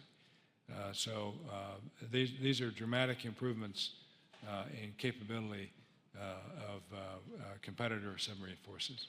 We hate to say this, but how do they compare to our submarines, Russia's newest top-grade submarine? As I've said before, I believe that there is no submarine on the planet that can touch an American submarine, a Virginia-class submarine. That said, that gap between us and the next best and the third next best is closing. Their competitors are working and investing hard to close those gaps, and we have to continue to resource our submarine force in order to keep that gap a gap. In the testimony or the statement by General Brooks, he talks about a successful testing of North Korea's developmental submarine-launched ballistic missile. Now, I'm curious as to whether it launched from North Korea's submarine, and how many of them do they have floating out there? Yeah, they have one. It's designated as SSB as opposed to SSBN because it's a conventional submarine. It's the Gore, G-O-R-A-E, and that's the rudimentary ballistic missile capable submarine that North Korea has. But it can launch, nonetheless, a ballistic missile? It can. It is a rudimentary submarine, but it can launch a ballistic missile. Thank you. Mr. Chair, I yield back. Thank you, Admiral. Dr. Abraham. Thank you, Mr. Chairman. Thank you, Admiral, for being here and for your very informative answers and direct answers. And I would postulate that, save the North Korean Chinese border being heavily armed by their militia and their armies, that China would already be having a significant refugee crisis from North Korea because of the starving citizens under Kim Jong-un's leadership. You've answered most of the questions. I just have one. For your intelligence, surveillance, and reconnaissance, your ISR requirements in your command specifically, your command is so vast. Are those requirements being met on the ISR platforms? They're not, sir, but I believe any combatant commander would sit here and tell you that his or her ISR requirements are not being met. So you could use certainly more drones, more aircraft, certainly. Right. All of the above. You know, I call myself, I have an insatiable need for stuff because I think you all have an insatiable need for security. Thank you so much. I yield back, Mr. Chairman. Ms. McSally? Thank you, Mr. Chairman. Admiral, it's good to see you again, and thanks for your service. I served for 26 years. My squadron was on the hook in O plans to go support your theater if needed. I'm deeply concerned about the North Korean threat. It certainly didn't come overnight, but I think there's a sense of urgency, the grave nature of it, for them to be heading towards a potential to hold hostage United States cities with a nuclear weapon. From my view, and many of us here, that's a non-starter, and I'm sure you agree with that. But as you've talked today eloquently about some of the options of how to address that, they're not easy options, right? And some people will argue whether we're dealing with a rational actor or not. Trying to manage that escalation potential while we ensure we have the combat power that you need to have a real deterrent. Because deterrence means you got to have capability and intent, right, in order to stop his action. And whether he's rational or not, these are all the factors that are needing to be considered. China is often considered to be in a critical role here. And some people think that maybe they're stepping up finally, but they've really not acted in good faith in the past. You know, they support UN Security Council resolutions, but then they don't really enforce them. They're trying to kind of have it both ways. I'm wondering, in your perspective as a sailor statesman and your strategic mind and your understanding of the dynamics in the area, has something shifted recently with China realizing that's in their best interest to do whatever it takes to stop this threat from happening? And if so, could you just share some of your perspectives on that? So on the question of China being helpful now in the current framework, I think it's early days. And so President Trump had, I believe, an excellent meeting with President Xi, and China is doing things. Whether they continue to do things or not, I mean, we're going to have to wait and see. As you say, in the past, China has said they were going to do things and not done them, or not said and then done them, and all of that. So it's early days. So we'll just have to see how this goes. I'm encouraged. Okay. And I believe that Kim Jong-un has noticed that there's a change afoot with regard to China, and I think that's important. With regard to the issue of whether he's a rational actor or not, I think the term rational or crazy or irrational, I don't think those are helpful, because he is what he is. This is what Dr. Perry said a long time ago. You have to deal with the Korea as it is, not as you want it to be. And so he is what he is, rational or not. He is in control of his country. He's in absolute control of his military. Right. But that matters for our deterrence theory, right? Whether somebody's doing that cost-benefit analysis. It does. And he's on a quest for nuclear weapons and has stated threatened American cities, Australian cities, and the like. I believe that part of deterrence is also signaling. You know, so you've got capability times resolve times signaling, and the signaling part is what we're doing. I think that's where your military comes into play. And so all of that together comes down to what I responded to earlier, that my job is to provide options to the president, but also to provide credible combat power visibly, so that KGU will think about that when he does the things that he does. Thank you. And in your testimony, I'm also concerned, and you laid it out pretty clearly, about the aggressive increase of China's activity in the South China Sea, East China Sea. These are things we've talked about the last few years. A lot of the public, I think, is not aware. You know, they've created islands where they previously didn't exist before. 7 military bases, capability for 72 fighter hangars. They're closing the capability gap. Are our options in the area militarily complicated by the fact that we're now sort of pressuring China to deal with North Korea and addressing their aggressiveness in the region?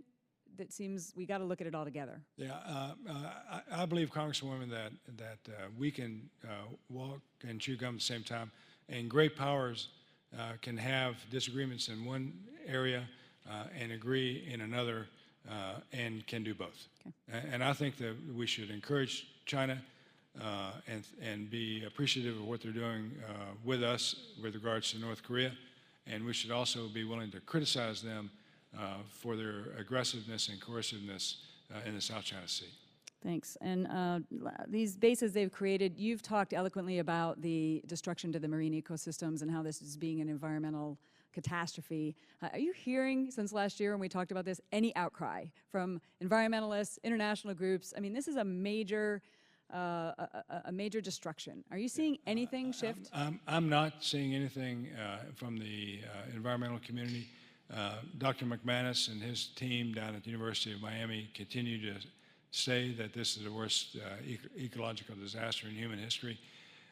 The U.S.-China Commission, which is an arm of Congress, has written about this in their 2016 report about the damage that China's done to the fragile ecosystems in the South China Sea. Thanks. I'm over my time, but the silence is deafening, I think. Yeah. Thanks. I yield back, sir. Mr. Khanna. Thank you, Mr. Chairman. Thank you, Admiral Harris, for your service. As you know, the history, President Clinton in 1994 through 2002 got North Korea to agree to freeze plutonium production. And the fact is that we had a deal where we were going to buy all of their medium and intermediate missiles. And then President Bush came and disregarded both of those deals and labeled North Korea as part of the axis of evil. Isn't it a fact that if President Clinton's approach had been followed and those agreements had been followed through on, that we wouldn't be in the situation we are in today?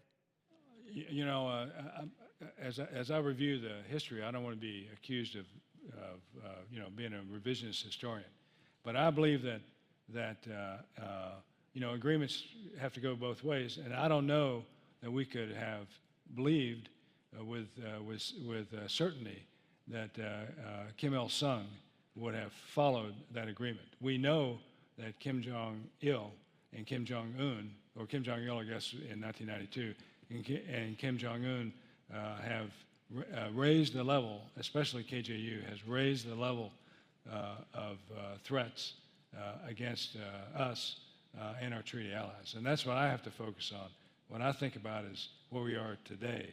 But we know, sir, that for 8 years there was no plutonium production. Do you believe that direct talks, the kind that President Clinton initiated, where we had a plan to buy the long and medium-sized missiles, would be an approach? And do you think it was a mistake in 2002 to label them part of the axis of evil and give up on both diplomatic efforts of the Clinton administration? Again, sir, you're asking me to grade the homework of a commander-in-chief, and I'm just not going to do it. The other question I had is the recent ballistic missile launch in North Korea was launched with Prime Minister, the Japanese Prime Minister's visit. And I'm sure you're familiar with Nobusuke Kishi, the Prime Minister's grandfather. Prime Minister's grandfather was, under the United States, labeled a war criminal. And the North Korean KJU's grandfather fought Nobusuke Kishi in World War II.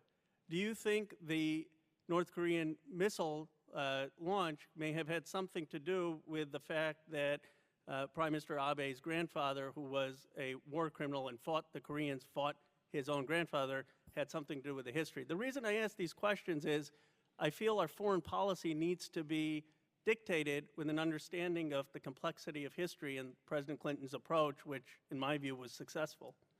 Sir, I'll just say Now, my father fought my mother's relatives in Japan. My father was an American sailor in World War II. My mother's family are Japanese, and they fought each other. But that doesn't change the fact that Japan and the United States are the closest of allies today. And I don't think that my personal opinion is, I don't think that KJU's grandfather's history with Prime Minister Abe's grandfather, Nobusuke Kishi, I don't think that that affects how KJU acts today in Northeast Asia.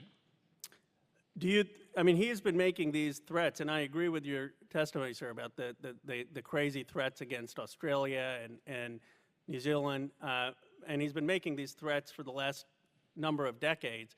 But would you be open to at least exploring direct talks again of the kind we had in the Clinton administration? And do you think that there's any possibility to get to buying missiles? And the last reason I say this, because you understand better than any of us, and I admire not just your service, but your family's service to this country, that the nuclear missiles there, as I understand it, there are 15,000 underground sites that have this.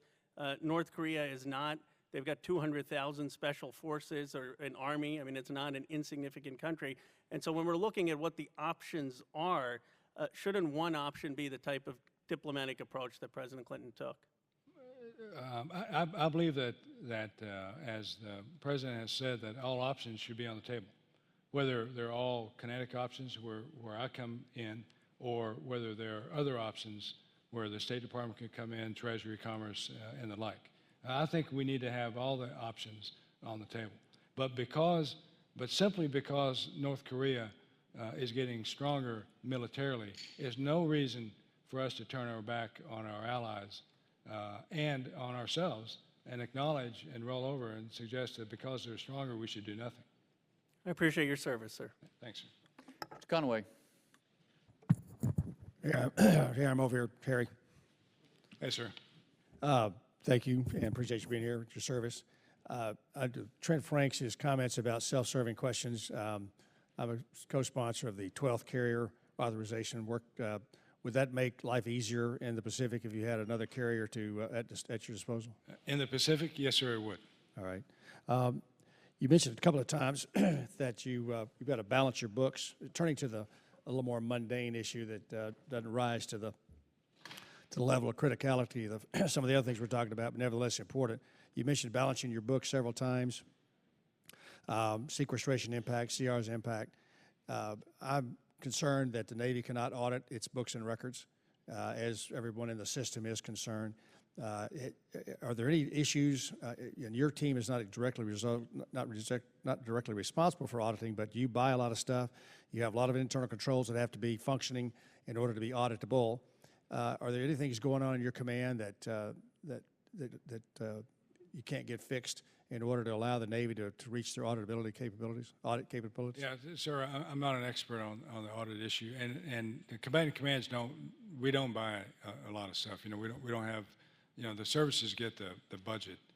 They're part of the budget. They're the ones that go out and buy ships, airplanes, submarines, tanks, and all that kind of stuff. But you buy fuel, you buy ammunition. You're responsible for keeping track of fuel, ammunition, other things that do affect. The services are through the service components underneath Pacom.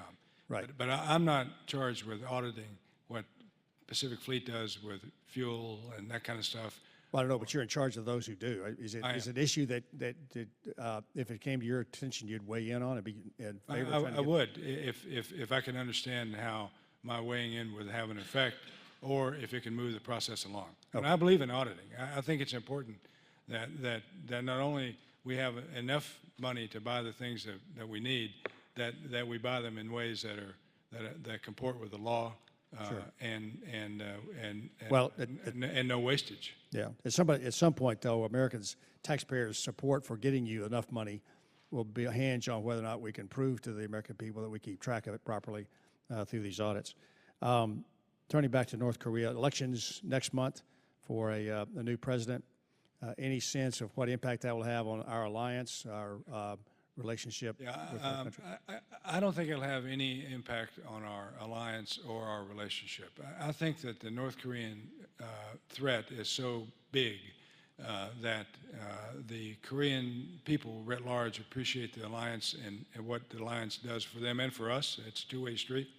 And I believe the major candidates, we're down to 5 candidates now, and the front runners have come out strongly in favor of THAAD, strongly in favor of the alliance, and I think that it'll be good no matter who wins. And I think that's a tribute. We should acknowledge what this is. I mean, here you have an ally, a country, South Korea, that's under this enormous threat. Their president was impeached. They have a strong military, and yet they're proceeding apace with the democratic process, which I think is just terrific. And they're going to elect a new leader here, a new president here, the 10th or the 9th or so of May, and I think we'll go forward from there.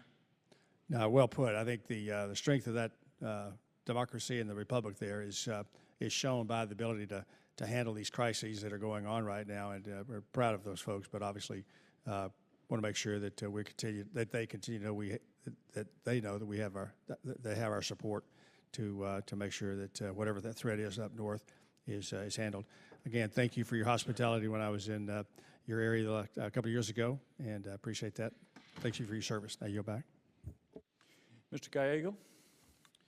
Thank you, Mr. Chair. Thank you, Admiral. And luckily, this was just brought up. What is the current communication and decision-making process, considering that South Korea is going through a political leadership vacuum right now? Who is our counterpart?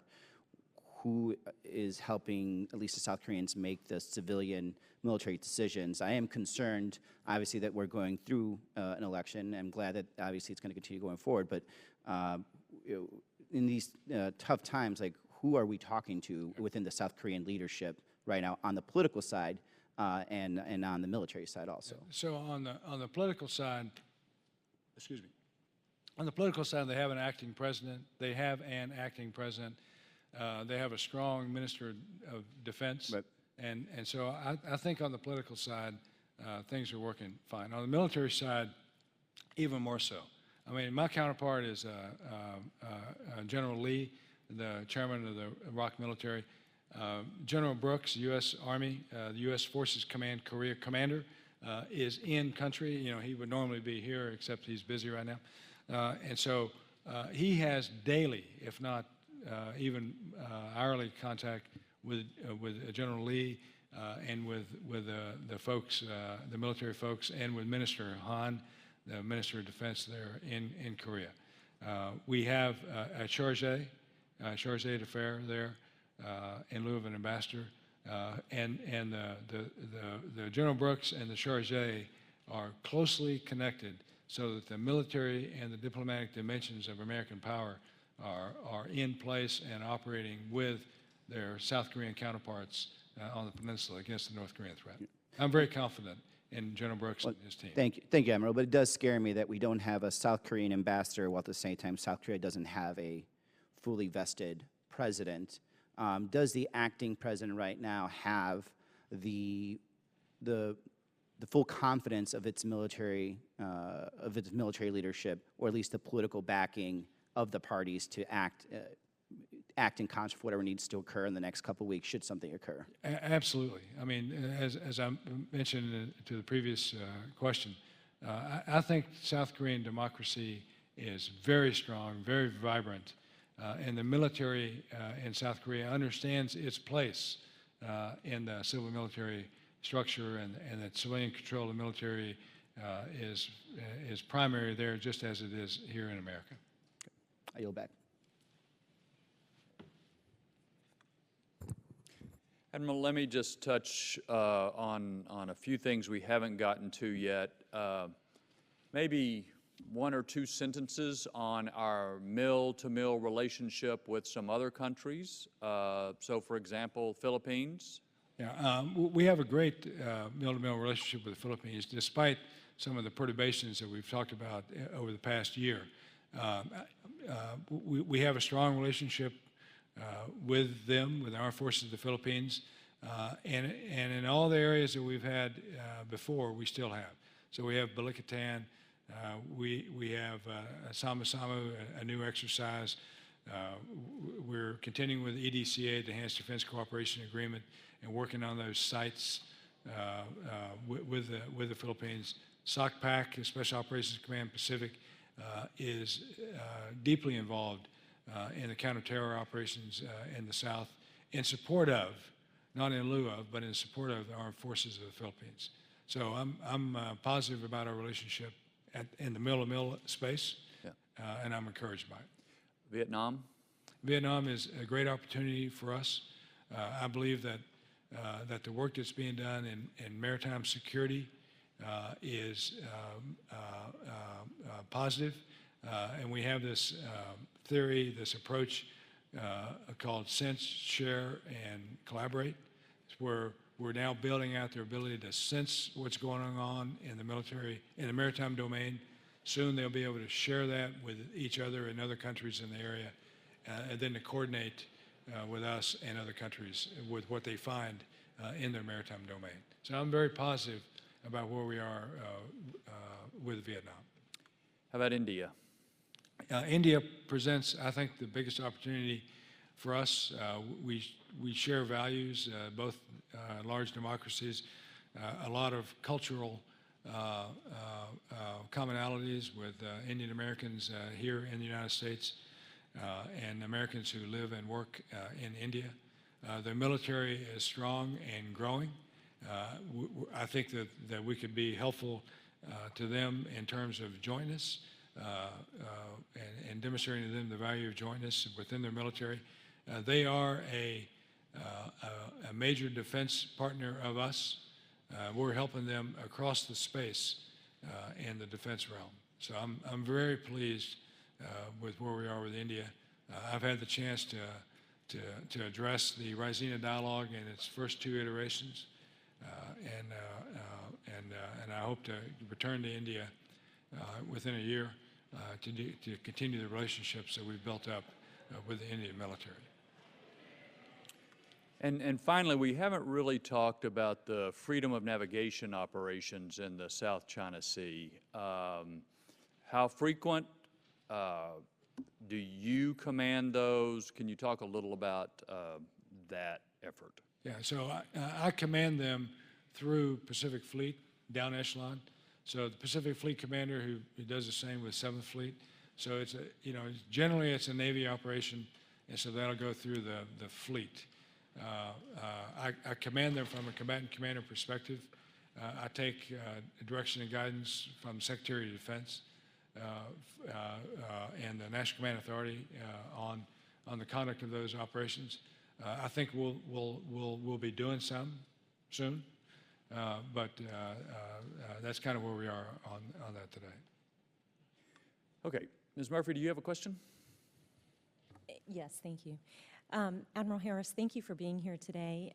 I had the pleasure of working for Admiral Fallon in the CAG, and I appreciate your assessment of the security challenges in the region and how these conditions compare to my time at Pacom years ago. I wanted to know a little more about your vision for strengthening and modernizing our alliances and partnerships in the region. You described the effort in your testimony as partnerships with a purpose. What does partnerships with a purpose look like, and where are there opportunities for growth? And I'm asking you this today because I'm introducing two bills to try to get at the enormous security challenges in the Asia-Pacific region by strengthening both our interagency and international commitments to the region. The first bill would create an interagency intelligence integration cell, which would streamline, synthesize, and synchronize intel on North Korea so that U.S. national security policymakers would have the best information possible to make decisions. And the second bill would authorize the President to create an Asia-Pacific Defense Commission comprised of the U.S. and willing partner nations to deepen cooperation between the United States and its regional allies to improve our ability to address some of the security challenges in the area. I think you may agree that the strength of our relationships in the region comes from trust, credibility, and across time. And these measures were meant to send a clear signal to both our allies and our adversaries that the U.S. is committed to the Asia-Pacific region in a credible and enduring manner. I think that on the partnerships with a purpose, and you'll recall from your time there that almost all of our relationships heretofore have been hub and spoke relationships. These are bilateral relationships with all of the different countries that we have relationships with. I get it that our treaty allies by nature are bilateral, and that's what they want, and that's what we want for treaty allies. But I think that we need to go beyond hub and spoke to have partnerships with a purpose. And I'll give you 3 quick examples. Our 2 treaty allies in Northeast Asia, Japan and Korea, we're really about defending Northeast Asia. So that becomes a naturally forming trilateral relationship. There's no way, I don't think, that Japan and Korea are going to have an alliance. But we should have a trilateral relationship focused on defending Northeast Asia. I think there's a naturally forming democracy-centric multilateral, quadrilateral relationship between Japan, the United States, Australia, and India. I think there's a naturally forming partnership focused on counterterrorism. Philippines, Indonesia, Malaysia, Bangladesh, us, and Australia and New Zealand. So these are some of the ideas that we're trying to advocate for and forward and push these partnerships with a purpose. And I think the legislation that you've described, I think they're excellent. And I'll need to study it more to get into the eaches of it. But I think on the surface, based on what you just said, that they're commendatory. Well, I appreciate that. Thank you. And what do you think some of the resource challenges or opportunities in actually resourcing the ability to do partnerships with a purpose? Yeah. So I think that in the resources world, all I face are challenges. Right. There's no glut of resources. So, but I think that the work of the Congress to forward the Asia Pacific Stability Initiative is terrific if that comes through. The last 2 years we've had the Maritime Security Initiative, about $500 million or so spread out over a number of years, and I think that's helpful. But the Asia Pacific Stability Initiative I think will help significantly as we go forward over the next few years. Great, thank you. You bet. You have back the remainder of my time. Admiral, thank you. For what it's worth, I think y'all made the right call in keeping General Brooks on duty, given what's happening in the world. Appreciate your answers. The committee will reassemble upstairs in classified session in approximately 5 minutes or so. And with that, this hearing stands adjourned. Thank you, sir.